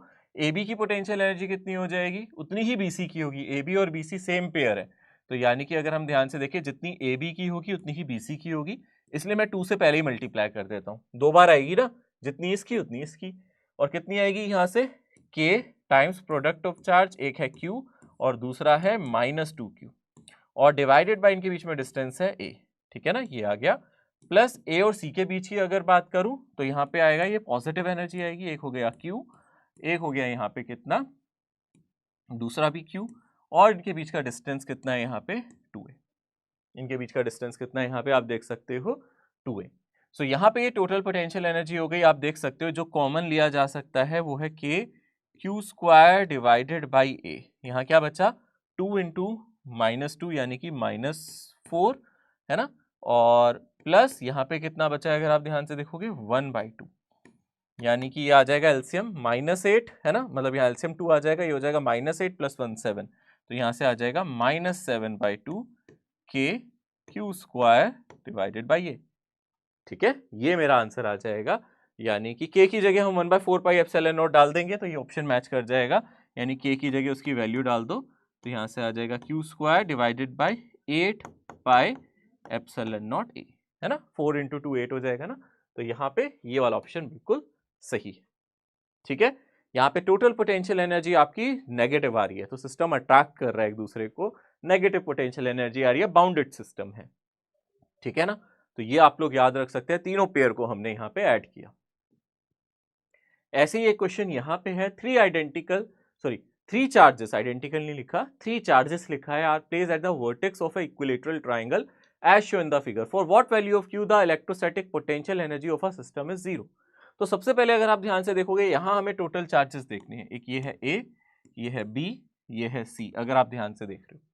ठीक है ना, ए बी और सी। अगर आप ध्यान से देखो यहाँ पे आपको क्या नजर आ रहा है, 3 चार्जेस हैं, तो कितने पेयर होंगे आप समझ सकते हो। एक ये दोनों चार्जेस के बीच में पेयर बनेगा, ठीक है ना, एक पेयर इन दोनों के बीच में बनेगा और एक पेयर इनके बीच में बनेगा, तो यहाँ 3 चार्जेस हैं तो 3 पेयर बनेंगे। ठीक है ना, कितने पेयर बनेंगे? यहाँ पे 3 चार्जेस है, मान लो नंबर ऑफ चार्जेस को मैं 3 लिख देता हूँ, तो यहाँ पे n × n-1 डिवाइडेड बाई 2, इतने पेयर्स बन रहे हैं आपके। कितने पेयर्स बन रहे हैं अगर आप ध्यान से देखोगे, 3 × 3-1 2 डिवाइडेड बाई 2, यानी कि 3 पेयर्स बन रहे हैं आपके। दिख रहा है आपको 3 पेयर बन रहे हैं ना यहाँ पे। ऐसे आप नंबर ऑफ पेयर्स भी काउंट कर सकते हो, 3 चार्जेस हैं तो 3 पेयर ही बनेंगे।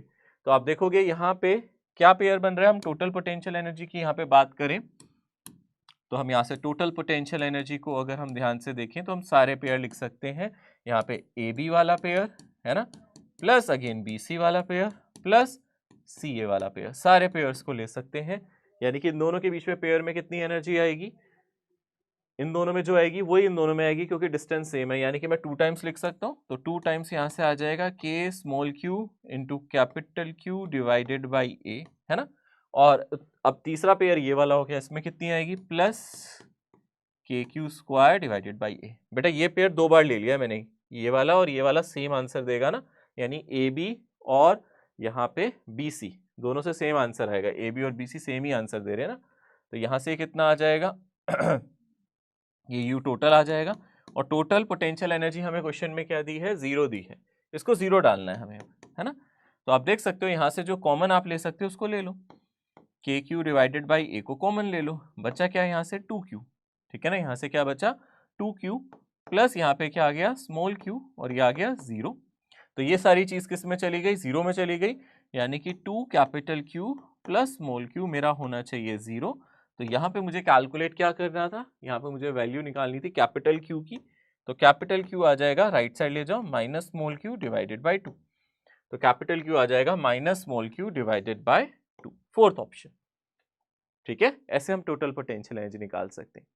यहाँ पे 3 चार्जेस थे, है ना, अभी तक जो 2 क्वेश्चंस किए दोनों में ही आपको 3-3 चार्जेस दिखे हैं, ज्यादा भी हो सकते हैं, जैसे कि आपको ऐसा भी दिख सकता है मोर सिस्टम ऑफ चार्जेस में। अगर हम ध्यान से देखें यहाँ पे सिस्टम ऑफ चार्जेस में और भी हमें पेयर नजर आ सकते हैं, यानी कि ऐसा भी हो सकता है आपको एक स्क्वायर या रेक्टेंगल टाइप दे दे। तो जैसे भी मैं यहाँ स्क्वायर की एजेस ले लूं और यहाँ पे चार्जेस को रख सकता हूँ, मान लो ये भी मेरा ए है, ठीक है। तो अब अगर हम यहाँ ध्यान से देखें, एक चार्ज यहाँ पे, एक चार्ज यहाँ पे, एक चार्ज यहाँ पे, एक चार्ज यहाँ पे, मान लेता हूँ ये मेरा Q1 है, ये Q2 है, ये मेरा Q3 है, ये मेरा Q4 है। यहाँ नाम दे देते हैं इसको A, B और C और D, इस तरीके से इसको कंसिडर कर लेते हैं। तो यहाँ पे आप देख सकते हो 4 चार्जेस हैं, तो यहाँ पे n की वैल्यू है 4, तो नंबर ऑफ पेयर्स कितने बनेंगे, 4 × 4 - 1 डिवाइडेड बाय 2, यानी कि 6 पेयर्स बनेंगे यहाँ पे, ठीक है ना। कितने पेयर्स बनेंगे यहाँ पे, 6 पेयर बनेंगे। 2 से 4 को काटो, 2 × 3 6 पेयर्स बनेंगे। तो 6 पेयर्स कैसे बनेंगे, अब देख सकते हैं कौन से 6 पेयर बनेंगे। अगर आप ध्यान से देखोगे, एक पेयर इन दोनों का बनेगा, है ना, एक पेयर इन दोनों का बनेगा, एक पेयर इन दोनों का बनेगा, एक पेयर इन दोनों का बनेगा, और डायगोनल्स भी देखने हैं, डायगोनल्स को नहीं भूलना है। एक पेयर इन दोनों डायगोनल्स का भी तो बनेगा ना, एक ये वाला और एक ये वाला, ये भी तो हमें डायगोनल्स भी तो आंसर देंगे ना। तो ये 6 पेयर बनेंगे, यानी कि A B, B C, C D, D A और ए सी और बी डी। ए सी और बी डी का डिस्टेंस अलग होगा, वो अलग बात है, ठीक है ना।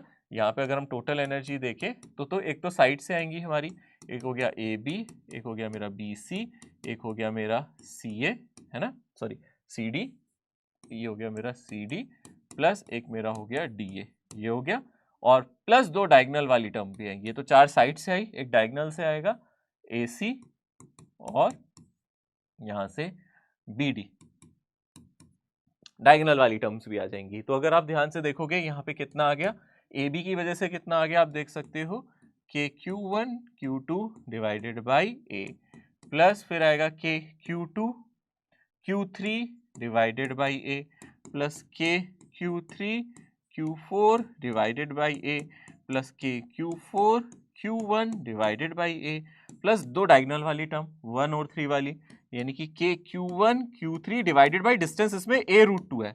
अरे डायगोनल का डिस्टेंस a√2 होगा। वैसे ही दूसरे डायगोनल की अगर हम बात करें तो के Q4 Q2, है ना, Q4 Q2 divided bye a√2। ये 4 टर्म्स आपको साइड से मिली और 2 टर्म्स आपको डायगोनल से मिलेंगी, ये टोटल हो जाएगा। आप चाहो इसमें से कॉमन ले सकते हो, चाहो तो इसमें से क्या कॉमन ले सकते हो, के डिवाइडेड बाई ए, यहां से कॉमन आ जाएगा, बाकी सब कुछ आपको वैसे ही मिलेगा, है ना। Q1 Q2 plus Q2 Q3 plus Q3 Q4 plus Q 1 2 3 और क्या आ गया Q4 और Q1, प्लस यहाँ से आ जाएगा Q1 Q3 divided by √2 plus Q4 Q2 divided by √2, ये आ गया हमारा आंसर। इस तरीके से आप देख सकते हो, ये सिस्टम ऑफ चार्जेस के लिए हो गया। 6 टर्म्स हमारी आ जाएंगी। कोई चार्ज नेगेटिव हो तो पोटेंशियल एनर्जी नेगेटिव आएगी, पॉजिटिव हो तो पॉजिटिव आएगी, दोनों चार्ज नेगेटिव हो तो भी पॉजिटिव आएगी। जब हम फोर्स निकालते थे ना तो चार्जेस के मैग्नीट्यूड को नहीं देखते थे। जैसे 2 चार्जेस में फोर्स देख रहे हैं -3 और +2, तो हम फॉर्मूला लिखते थे कि Q1 Q2 बाई r²। वहां मैं चार्ज को मैग्नीट्यूड के साथ नहीं डालता था, वहां तो डायरेक्शन देख लेते थे, अलग अलग है तो अट्रैक्टिव होंगे, अगर सेम पोलैरिटी के तो रिपल्सिव होंगे, वहां हम मैग्नीट्यूड में नहीं डालते थे। पर यहाँ पे Q1 Q2 को साइन के साथ डालना है, तो यहां पे जब चार्जेस सब्स्टिट्यूट करोगे विथ प्रॉपर साइन सब्स्टिट्यूट करोगे, substitute charge with proper sign, याद रखना यहां पे substitute charges with their sign, उनके साइन के साथ आपको सब्स्टिट्यूट करना पड़ेगा। अगर उसको नेगेटिव है तो नेगेटिव ही डालो, पॉजिटिव है तो पॉजिटिव डालो। फोर्स कैलकुलेट करते टाइम ऐसा नहीं करते थे, पर यहां पे पोटेंशियल एनर्जी में करेंगे। इलेक्ट्रोस्टैटिक पोटेंशियल, अभी हमने पोटेंशियल एनर्जी पढ़ा है, ऐसे ही होता है इलेक्ट्रोस्टैटिक पोटेंशियल। अब पोटेंशियल और पोटेंशियल एनर्जी में फर्क है, क्या डिफरेंस है यहाँ पे, ये work done per unit charge है। यानी कि अगर हम ध्यान से देखेंगे, आप पीछे अगर आप पोटेंशियल एनर्जी की बात कर रहे थे तो उसको निकालने के लिए आपको वर्क डन कैलकुलेट करना पड़ा था। रिमेंबर, जब आप पोटेंशियल एनर्जी निकाल रहे थे तो we have to calculate potential energy, तो then we have to calculate work done. जब पोटेंशियल एनर्जी कैलकुलेट कर रहे थे तो हमें वर्क डन निकालना पड़ रहा था। यहाँ पे work done per unit charge निकालेंगे, यानी कि this is defined as work done per unit charge. ठीक है, तो ये work done per unit charge है, यानी कि अगर हम यहाँ पे कोई चार्ज ले रहे हैं और इसका पोटेंशियल निकालना है किसी पॉइंट पे, डिस्टेंस r है, तो एक तरीके से पोटेंशियल एनर्जी पर यूनिट, मान लो ये दूसरा एक चार्ज Q1 है और दूसरा Q2 है, तो अगर आप इसका पोटेंशियल निकालना चाहते हो Q1 का, तो अगर आप Q1 का पोटेंशियल निकालना चाहते हो एट अ डिस्टेंस r, तो मैं इसको U1 लिख देता हूँ, ये हो जाएगा इनकी पोटेंशियल एनर्जी। पोटेंशियल एनर्जी क्या है, k Q1 Q2 divided bye r, divided by ये वाला चार्ज यानी कि Q2, तो यानी कि ये सिंपली हो जाएगा k Q1 divided by r, यानी कि एक तरीके से पोटेंशियल जो मेरा है, इसको हम पोटेंशियल की जगह क्या बोलेंगे, हम इसको बोलेंगे पोटेंशियल एनर्जी पर यूनिट, जो भी हम चार्ज है Q2 को डिवाइड करेंगे, इसको V से लिखेंगे, this is defined as potential. तो पोटेंशियल को अगर हम डिफाइन करते हैं तो पोटेंशियल कैसे डिफाइन किया जाता है, potential is defined as potential energy per unit charge, potential energy per unit charge, दो चार्ज है उससे हम इसको डिवाइड कर देंगे। ठीक है ना, अगर मैं इसका पोटेंशियल निकाल रहा हूं तो इसके चार्ज से डिवाइड कर दूं, अगर इसका पोटेंशियल यहां निकाल रहा हूं तो इसके चार्ज से। Q1 का पोटेंशियल निकालना है डिस्टेंस पे, तो Q2 से डिवाइड कर दो पोटेंशियल एनर्जी को, या फिर आप सिंपली याद रखो, इतना कॉम्प्लेक्स करना ही क्यों है, ये तो जस्ट डेफिनेशन है, ये तो सिंपल सा हमें एक फॉर्मूला आ गया, 4 पॉइंट चार्ज हमें इसका एक फॉर्मूला मिल गया, 4 पॉइंट चार्ज हमें एक सिंपल सा फॉर्मूला मिल जाता है, अगर कोई भी पॉइंट चार्ज है Q से किसी भी r डिस्टेंस पे अगर आपको पोटेंशियल निकालना है, लेट अस से यहाँ पे, यानी कि पोटेंशियल जहां पे आप निकालते हैं जरूरी नहीं है वहां कोई चार्ज हो, पोटेंशियल एनर्जी निकालते टाइम हम सिस्टम देखते थे, एटलीस्ट पेयर ऑफ चार्जेस देखते थे, पर यहाँ नहीं, यहाँ पे अगर आपको इसका पोटेंशियल निकालना है इस पॉइंट पे, क्लियरली आप पोटेंशियल एट पॉइंट ए निकालना चाहते हो, आप बोल सकते हो VA is nothing but KQ divided by जो भी डिस्टेंस है। सिंपली आप ये फॉर्मूला याद रख सकते हो, due to a point charge, एक पॉइंट चार्ज के लिए KQ बाई R सिंपली। ठीक है ना, ये आप क्लियरली देख सकते हो, चाहे आप एनर्जी की बात करो या potential, both are scalar quantity, ये भी कैसी क्वांटिटी है, स्केलर क्वांटिटी, वो तो एनर्जी था वो तो थी स्केलर, ये भी स्केलर क्वांटिटी है, वो तो एनर्जी था, एनर्जी की यूनिट तो आप जानते हो ना, जूल होती है, ये स्केलर क्वांटिटी है। इसकी अगर आप SI यूनिट की बात करोगे तो ये एनर्जी पर यूनिट चार्ज है एक तरीके से, यानी कि this is something energy per unit charge या work done per unit charge, तो जूल पर कूलम, इसको आप क्या बोल सकते हो, जूल पर कूलम। आप इसकी डायमेंशन भी यहां से निकाल सकते हो, अगर आप डायमेंशन निकालने में इंटरेस्टेड हो तो डायमेंशन में आप क्लियरली क्या देख सकते हो, जूल होती है एनर्जी की ml² T-2 और चार्ज होती है एम्पेयर इनटू टाइम, यानी कि यहां से इसकी डायमेंशन क्या आ जाएगी, m1l² T⁻³ और A इनवर्स। ठीक है ना, ml² T⁻³ और A इनवर्स, यहां से आप इसकी डायमेंशन भी कैलकुलेट कर सकते हो, तो डायमेंशन भी साथ के साथ जितनी हो जाए कर सकते हो। एनर्जी की निकाली नहीं मैंने क्योंकि वो एनर्जी था, वो पोटेंशियल एनर्जी था, एनर्जी की डायमेंशन तो आप जानते हो ml² T-2 होती है, यहाँ पे आपको 4 से डिवाइड करना पड़ा है, तो आप देख सकते हो, आप देखो फोर्स के फॉर्मूले में नीचे r² आता था, एनर्जी के फॉर्मूले में नीचे r आता था, बट ऊपर प्रोडक्ट ऑफ चार्ज आता था, और पोटेंशियल के फॉर्मूले में ऊपर प्रोडक्ट नहीं आ रहा, सिर्फ एक चार्ज आ रहा है और नीचे भी सिर्फ डिस्टेंस आ रहा है, स्क्वायर नहीं आ रहा, या नीचे डिस्टेंस है, डिस्टेंस का स्क्वायर नहीं है। पॉजिटिव चार्ज के लिए पोटेंशियल पॉजिटिव होगा, नेगेटिव चार्ज के लिए नेगेटिव, यहां भी Q को विद साइन सब्स्टिट्यूट करेंगे, पुट Q विद साइन, यानी कि अगर चार्ज पॉजिटिव है तो पॉजिटिव पोटेंशियल, अगर चार्ज नेगेटिव है तो उसका पोटेंशियल नेगेटिव, Q को हम साइन से सब्स्टिट्यूट करेंगे, और क्योंकि हमने पोटेंशियल एनर्जी इन्फिनिटी पे 0 मानी थी तो पोटेंशियल भी इन्फिनिटी पे 0 होगा, अगर आप R को इन्फिनिटी डालोगे तो देख रहे हो फॉर्मूले में पोटेंशियल अपने आप क्या आ जाएगा, 0 आ जाएगा। ठीक है, ऐसे ही हम सिस्टम ऑफ चार्जेस के लिए कर सकते हैं, मान लो मेरे पास मल्टीपल चार्जेस हुए, मान लो मेरे पास एक चार्ज है यहाँ Q1, एक चार्ज है यहाँ पे Q2, एक चार्ज है यहाँ पे Q3 एंड सो ऑन, एक चार्ज है मेरे पास Qn, और मैं इस पॉइंट पे निकालना चाहता हूँ, A पॉइंट पे टोटल पोटेंशियल निकालना चाहता हूँ, तो बस मुझे क्या चाहिए, ये डिस्टेंस चाहिए, मान लेते हैं ये R है, ये डिस्टेंस मैं मान लेता हूँ, पहले वाले को R1 लिख लो, इस डिस्टेंस को मान लो कुछ R2, इस डिस्टेंस को मान लो कुछ R3, और ऐसे बहुत सारे चार्जेस है, इस डिस्टेंस को मैंने मान लिया Rn, तो मैं टोटल पोटेंशियल अगर A पे निकाल रहा हूँ तो मुझे ये सारे पोटेंशियल यहाँ पे सिंपली ऐड करने हैं, वेक्टर एडिशन नहीं है, स्केलर एडिशन है, सिंपली स्केलर एडिशन है, यहाँ पे जैसे नंबर ऐड होते हैं वैसे ही ऐड करना है, ये इलेक्ट्रिक फील्ड नहीं है कि आप वेक्टर ऐड करो, स्केलर एडिशन है, कोई डायरेक्शन ही नहीं है। यानी कि अगर हम ध्यान से देखेंगे VA सिंपली क्या हो जाएगा यहाँ पे, इसकी वजह से हो जाएगा KQ divided by KQ1 divided by R1 plus KQ2 divided by R2 till KQN divided by RN। पर यहाँ पे Q1 Q2 QN सभी को विद साइन डालना है, Q1 Q2 टिल QN, इसको कैसे डालना है, विद साइन, इनको उनके साइन के साथ डालना है। कोई पॉजिटिव हो सकता है, कोई नेगेटिव हो सकता है, उनको उनके साइन के साथ ही डालना है। Two unlike charge of magnitude Q are separated by a distance 5d. The potential at a point midway between them. तो यहाँ पे दो unlike charges हैं, उन्होंने बोला unlike charge। unlike charge का मतलब आप जानते हो, जिनका पोलैरिटी अलग हो। दोनों का मैग्नीट्यूड Q है, यानी कि एक चार्ज आपका क्या हो जाएगा Q और दूसरा चार्ज क्या हो जाएगा -Q। अनलाइक चार्ज, अलग पोलैरिटी, सेम मैग्नीट्यूड, यानी कि एक +Q और दूसरा -Q। यही हो सकता है ना, एक +Q और दूसरा क्या हो सकता है -Q। और अब इन दोनों के बीच में कहीं आपको निकालना है क्या निकालना है बताओ, इसके बीच में क्या कैलकुलेट करना है, कितना डिस्टेंस दिया है 5d, potential at the mid point, इन दोनों के बिल्कुल बीचों बीच। ये डिस्टेंस अगर हमें दिया 5d, इनके बिल्कुल बीचों बीच आपको कहीं क्या निकाल के दिखाना है, बोलो पोटेंशियल। क्या आप कर सकते हो, खुद सोचो।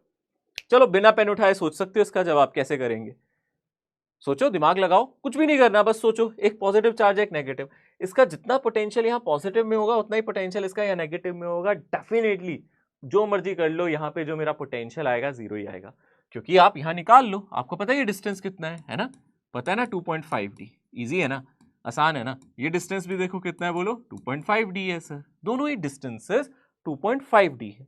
तो अगर आप यहाँ से कोई पोटेंशियल निकालोगे, इस वाले का यहाँ पोटेंशियल निकालोगे, आप देखो इसका पोटेंशियल क्या आएगा, इसको A बोल दो, इसको B बोल दो, देखने में पता चल रहा है VA होगा KQ डिवाइडेड बाय 2.5d, और अगर आप VB निकालोगे तो माइनस डिवाइडेड बाय 2.5d। तो कोई फायदा ही नहीं है, टोटल पोटेंशियल तो मेरा VA प्लस VB आ जाएगा, जो कि देखने में ही पता चल रहा है 0। ठीक है ना 0, आसान है ना ये।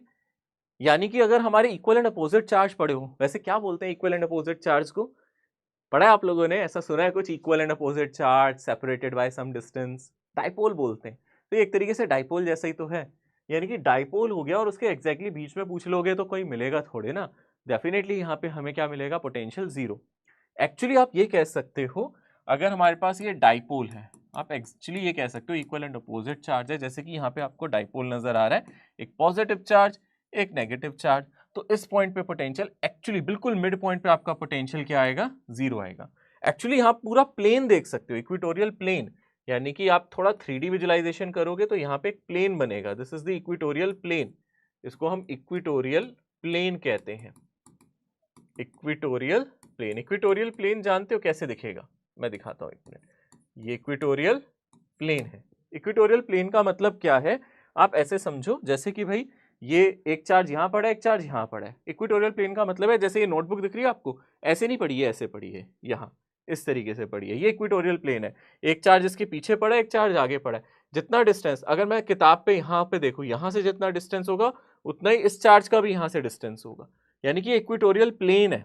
ठीक है ना, क्योंकि ये चार्ज और ये चार्ज के बिल्कुल एग्जैक्टली बीच में पड़ा है, दो चार्जेस के बिल्कुल बीच में, इन दोनों चार्जेस के बिल्कुल बीच में इस किताब को ऐसे रख रहा हूँ, तो ये इक्वेटोरियल प्लेन होता है। आप अगर यहाँ से डिस्टेंस इस चार्ज का देखोगे तो उतना ही डिस्टेंस यहाँ से इस चार्ज का होगा।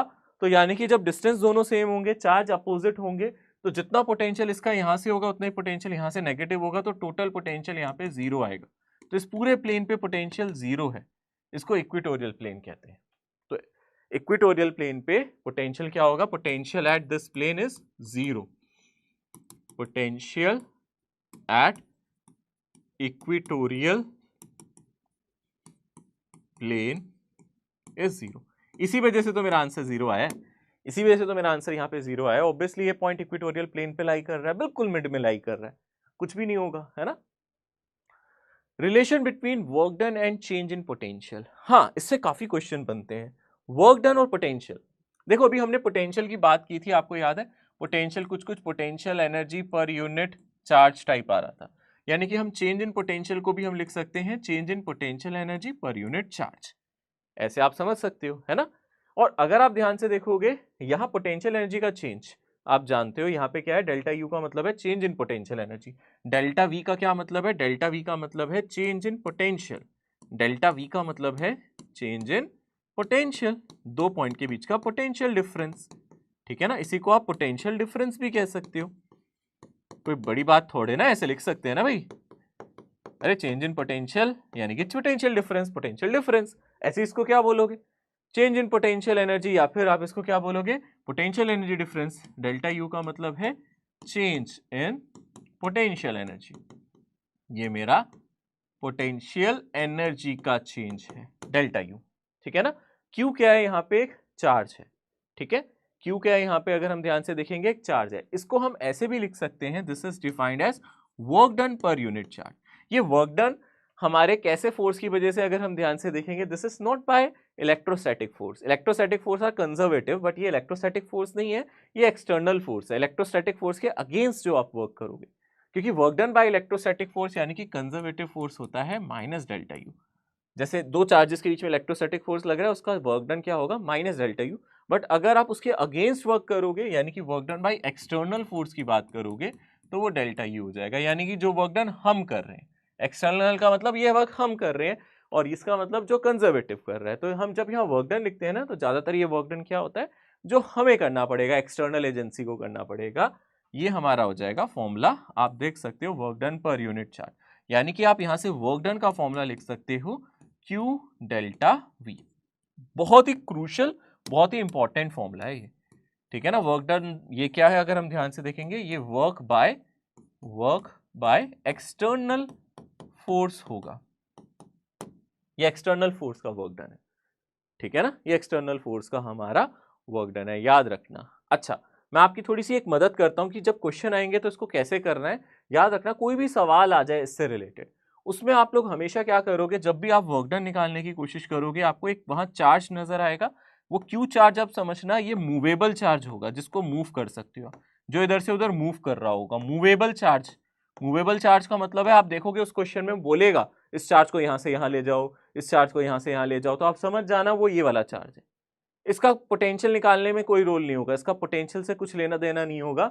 वो पोटेंशियल अगर हम ध्यान से देखें, यहाँ डेल्टा वी है, यानी कि फाइनल पोटेंशियल माइनस इनिशियल, ठीक है ना। यहाँ वी फाइनल का मतलब होगा potential due to all charges, ठीक है ना।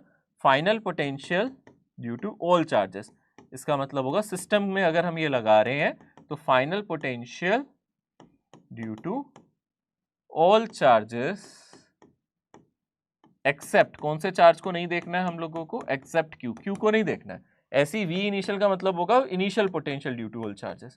ये क्या होगा, एक तरीके से initial potential due to all charges again except q. देखो कैसे समझने में अब आपको आसानी होगी। अगर मैं आपसे बोलूं क्वेश्चन किस तरीके से वो डिजाइन करता है एग्जाम में, सवाल किस तरीके से वो डिजाइन करता है, वो ऐसे कहता है, मान लो आपके पास यहाँ चार चार्जेस पड़े, ठीक है ना। यहाँ पे आपको चार चार्जेस दिख गए, एक चार्ज यहाँ पड़ा है Q, एक चार्ज यहाँ पे पड़ा है Q, एक मान लेते हैं यहाँ चार्ज पड़ा है Q, और एक मान लेते हैं यहाँ पे चार्ज पड़ा है Q। इस तरीके से चार चार्ज पड़े, ठीक है ना। ये सब कहाँ पड़े हैं, स्क्वायर के एच पे। कहाँ पड़े हैं ये सब, स्क्वायर के एच पे। इस तरीके से आपको एक सवाल आए और वो आपसे बोले कि यहाँ पे सेंटर पे एक चार्ज पड़ा हुआ है, यहाँ पे Q नॉट, ठीक है ना, सेंटर पे चार्ज पड़ा है Q नॉट। आपसे बोले find work done required to move Q naught from here to infinity. यानी कि क्वेश्चन में क्या बोले, समझना क्वेश्चन को ध्यान से, फाइंड वर्क रिक्वायर्ड, किस चीज के लिए बोलो, find work required to move Q2 to infinity. ये मिनिमम वर्क होता है, लिखता नहीं है but this is a minimum work. आप ज्यादा वर्क करके भी ले जा सकते हो, ये मिनिमम वर्क ही होता है। तो आप बोलोगे सर ये कैसे निकाले, तो आप एक चीज सोचो, इसमें से मूवेबल चार्ज कौन सा है, सोचो, क्या ये वाला मूव कर रहे हैं, क्या मैं इसको मूव कर रहा हूँ, क्या मैं इसको मूव कर रहा हूँ, क्या मैं इसको मूव कर रहा हूँ, क्या मैं इसको मूव कर रहा हूँ, हाँ इसको कर रहा हूँ, Q नॉट को मूव कर रहा हूँ, यानी कि ये मेरा मूवेबल चार्ज है। इसको मैं बोल दूं A B C D। अब याद करो फॉर्मूला क्या था, यहाँ पे Q वो वाला चार्ज होगा जो मूवेबल होगा, यानी कि यहाँ पे Q की जगह मुझे समझना पड़ेगा Q नॉट आएगा। यानी कि यहाँ पे Q की जगह क्या आएगा, अगर हम ध्यान से देखें Q नॉट आएगा।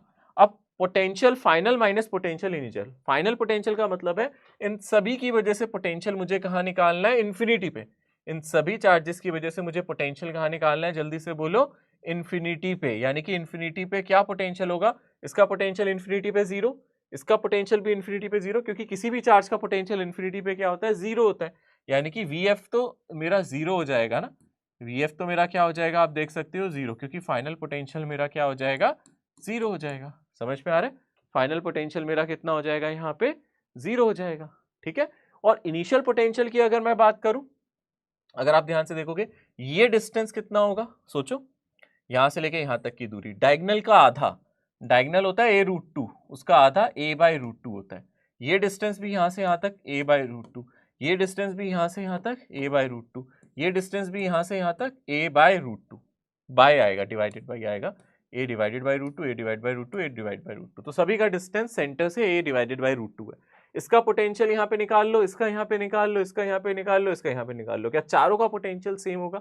यानी कि इनिशियल पोटेंशियल की अगर हम बात करें तो यहाँ पे यहाँ से लेके यहाँ तक का जो पोटेंशियल होगा वो कितना होगा, जल्दी से देखिए बताओ कितना पोटेंशियल होगा। अगर आप ध्यान से देखोगे यहाँ पे इनिशियल पोटेंशियल यहाँ पे होगा KQ डिवाइडेड बाय a/√2। ये सिर्फ इसका निकाला है मैंने, a वाले का, है ना, और इसको किससे मल्टीप्लाई कर दूंगा, 4 से, क्योंकि इसका भी यही होगा, इस वाले का भी यही होगा, इस वाले का भी यही होगा, यानी कि 4√2 KQ डिवाइडेड बाई a। ये मेरा इनिशियल पोटेंशियल हो गया।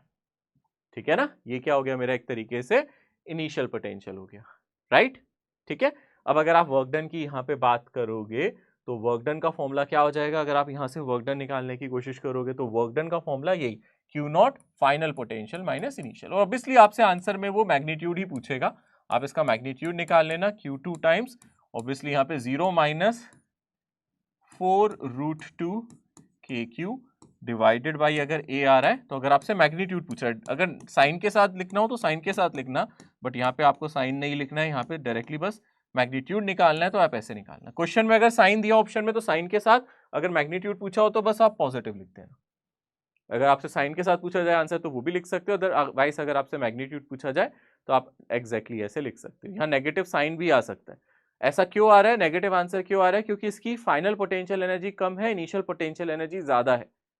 ठीक है ना, इसकी फाइनल पोटेंशियल एनर्जी अगर आप देखोगे कम है, इनिशियल पोटेंशियल एनर्जी ज्यादा है, तो आपको नेगेटिव वर्क करना पड़ रहा है। आपका आंसर नेगेटिव ही आएगा, वैसे अगर आप ओवरऑल आंसर देखोगे तो नेगेटिव आएगा, बट यहाँ सिर्फ मैग्नीट्यूड निकाल रहे हो तो पॉजिटिव लिखना। ऑप्शंस देखना, अगर नेगेटिव दिया हो तो नेगेटिव वाला चूज करना, अगर सारे ऑप्शन पॉजिटिव हो तो सिर्फ वर्क डन का मैग्नीट्यूड बता देना। ठीक है ना, आंसर नेगेटिव क्यों आ रहा है ये सोच लो, क्यों नेगेटिव आ रहा है आंसर, नेगेटिव लिख दो यहाँ पे, आंसर नेगेटिव क्यों आ रहा है, रीजन बीइंग क्योंकि इनिशियल पोटेंशियल एनर्जी ज्यादा थी, जब ये चार्ज इन्फिनिटी पे पहुंच जाएगा तो घट जाएगी, यानी कि आपको वर्क करना पड़ेगा एनर्जी घटाने के लिए, तो आपको नेगेटिव वर्क करना पड़ेगा।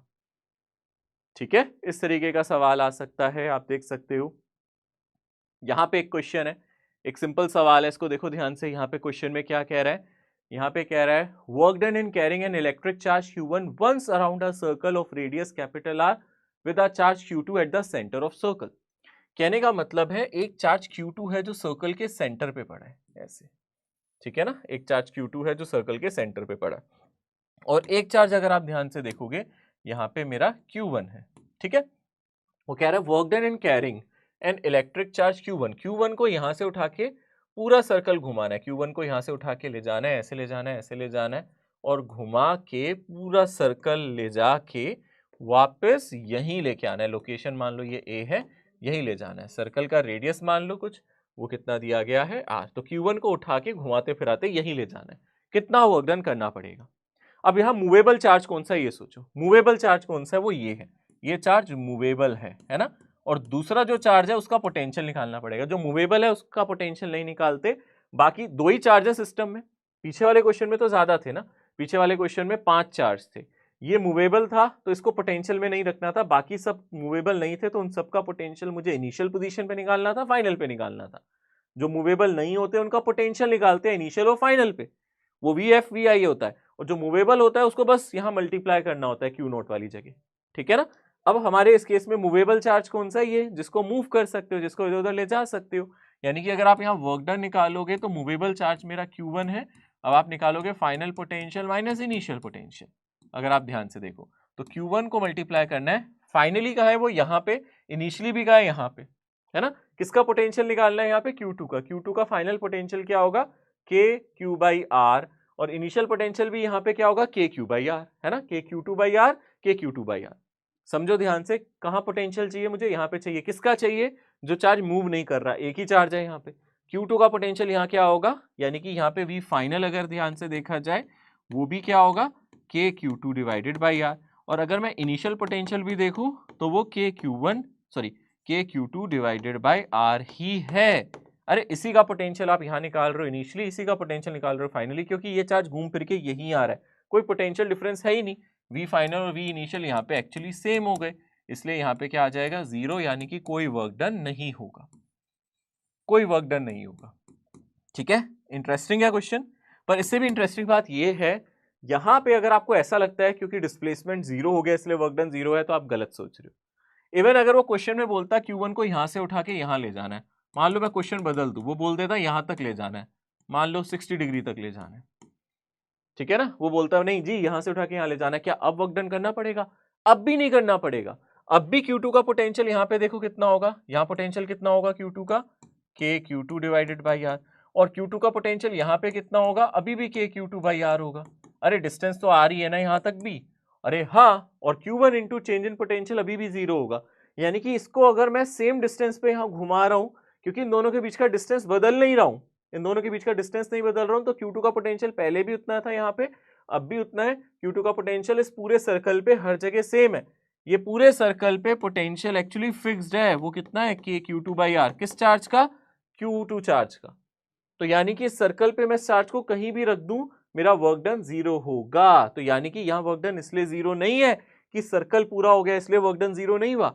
कई बच्चे सोचते हैं सर वर्क डन होता है फोर्स इनटू डिस्प्लेसमेंट, चार्ज वापस आ गया शायद इसलिए वर्क डन 0 होगा। नहीं, यहाँ वर्क डन 0 इसलिए नहीं है, यहाँ वर्क डन 0 इसलिए है क्योंकि Q2 का पोटेंशियल यहाँ भी वही है, यहाँ पे भी वही है, यहाँ पे भी वही है, और ये चार्ज तो घूम फिर के वापस यहीं आ रहा है, तो इसका तो एब्सोल्युटली 0 ही होना चाहिए क्योंकि इसका पोटेंशियल इनिशियल और फाइनल सेम है। पर अगर मैं इसको उठा के यहाँ रख दूं 60 डिग्री पे, 90 डिग्री पे, 30 डिग्री पे, 120 डिग्री पे, मैं इसको यहाँ ले जाऊं या यहाँ ले जाऊं उठा के, या यहाँ ले जाऊं, चाहे कैसे मर्जी ले जाऊं, अच्छा सीधा ले जाऊं सर या घुमा फिरा के, कोई फर्क नहीं पड़ता।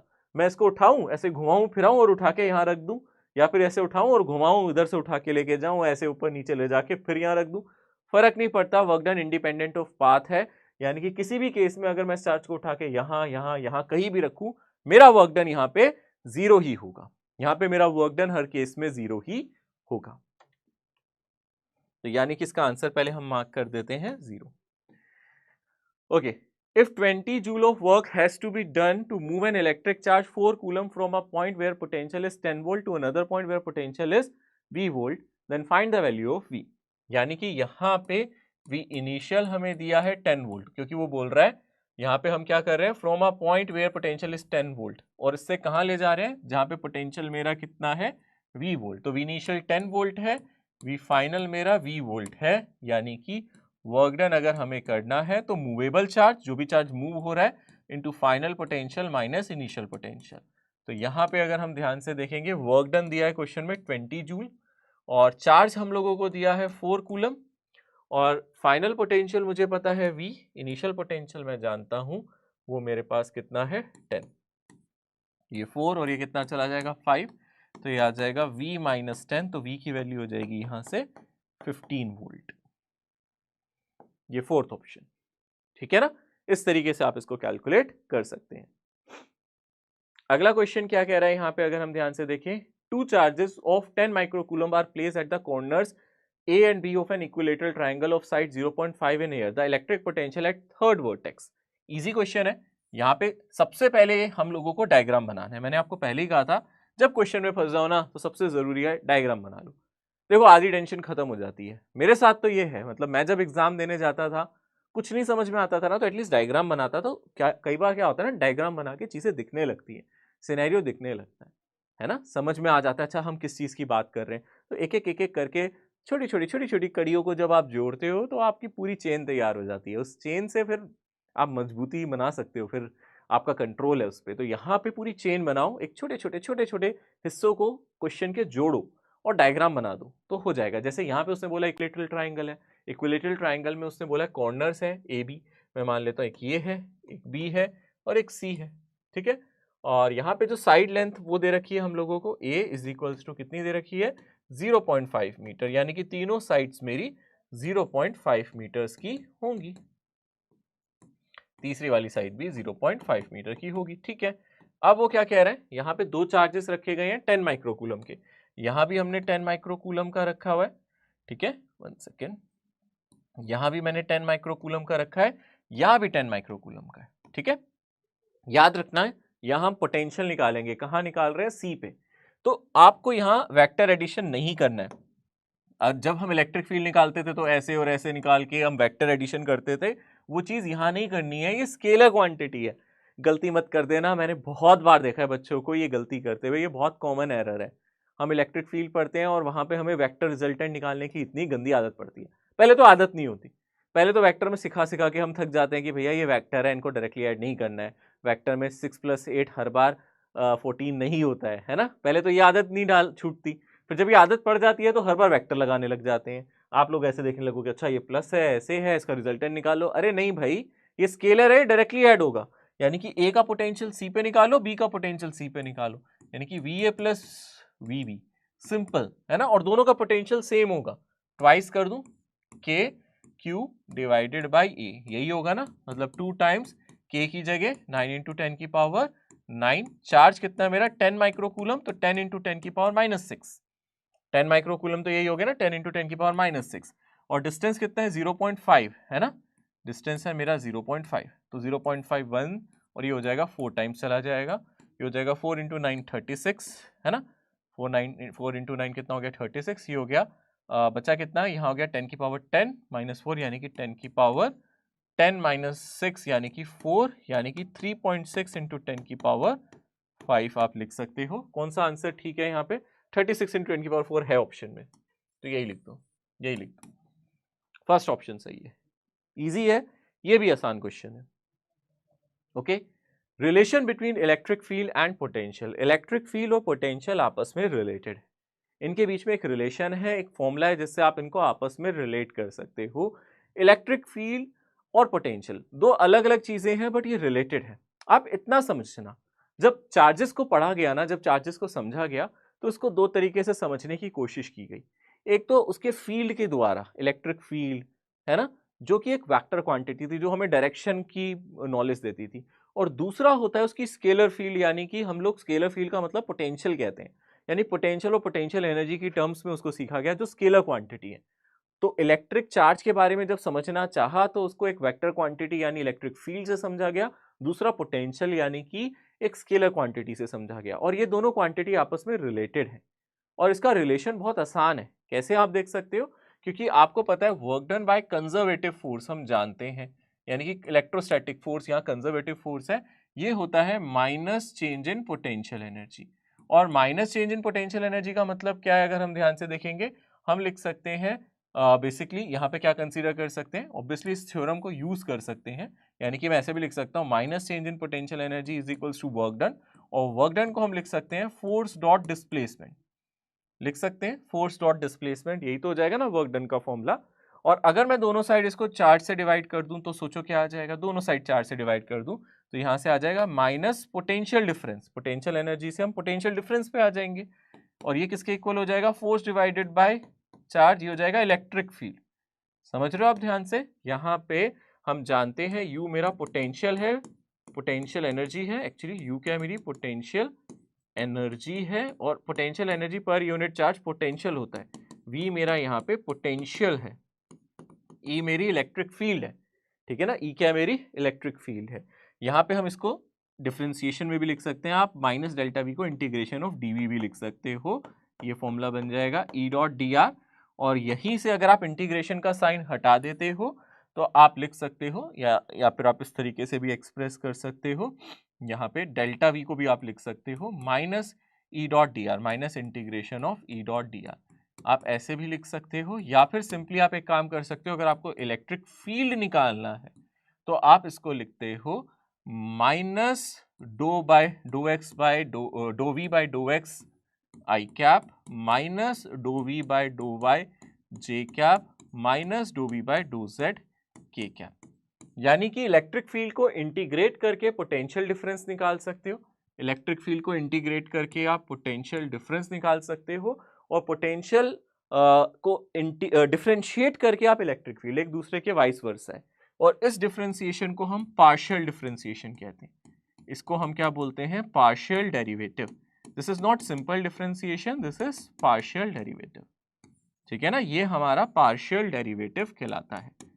ठीक है, ओके। सो यानी कि इलेक्ट्रिक फील्ड और पोटेंशियल रिलेटेड है। पहले आज इसका जस्ट डिफरेंस समझते हैं, वो क्या है। अगर पोटेंशियल बदले तो इलेक्ट्रिक फील्ड आए, क्योंकि इलेक्ट्रिक फील्ड हमेशा जाती है हाई पोटेंशियल से लो। अगर पोटेंशियल बदलेगा तो इलेक्ट्रिक फील्ड आएगी, अगर पोटेंशियल नहीं बदलेगा तो इलेक्ट्रिक फील्ड का कोई काम ही नहीं है। Electric field is always in the direction of changing potential.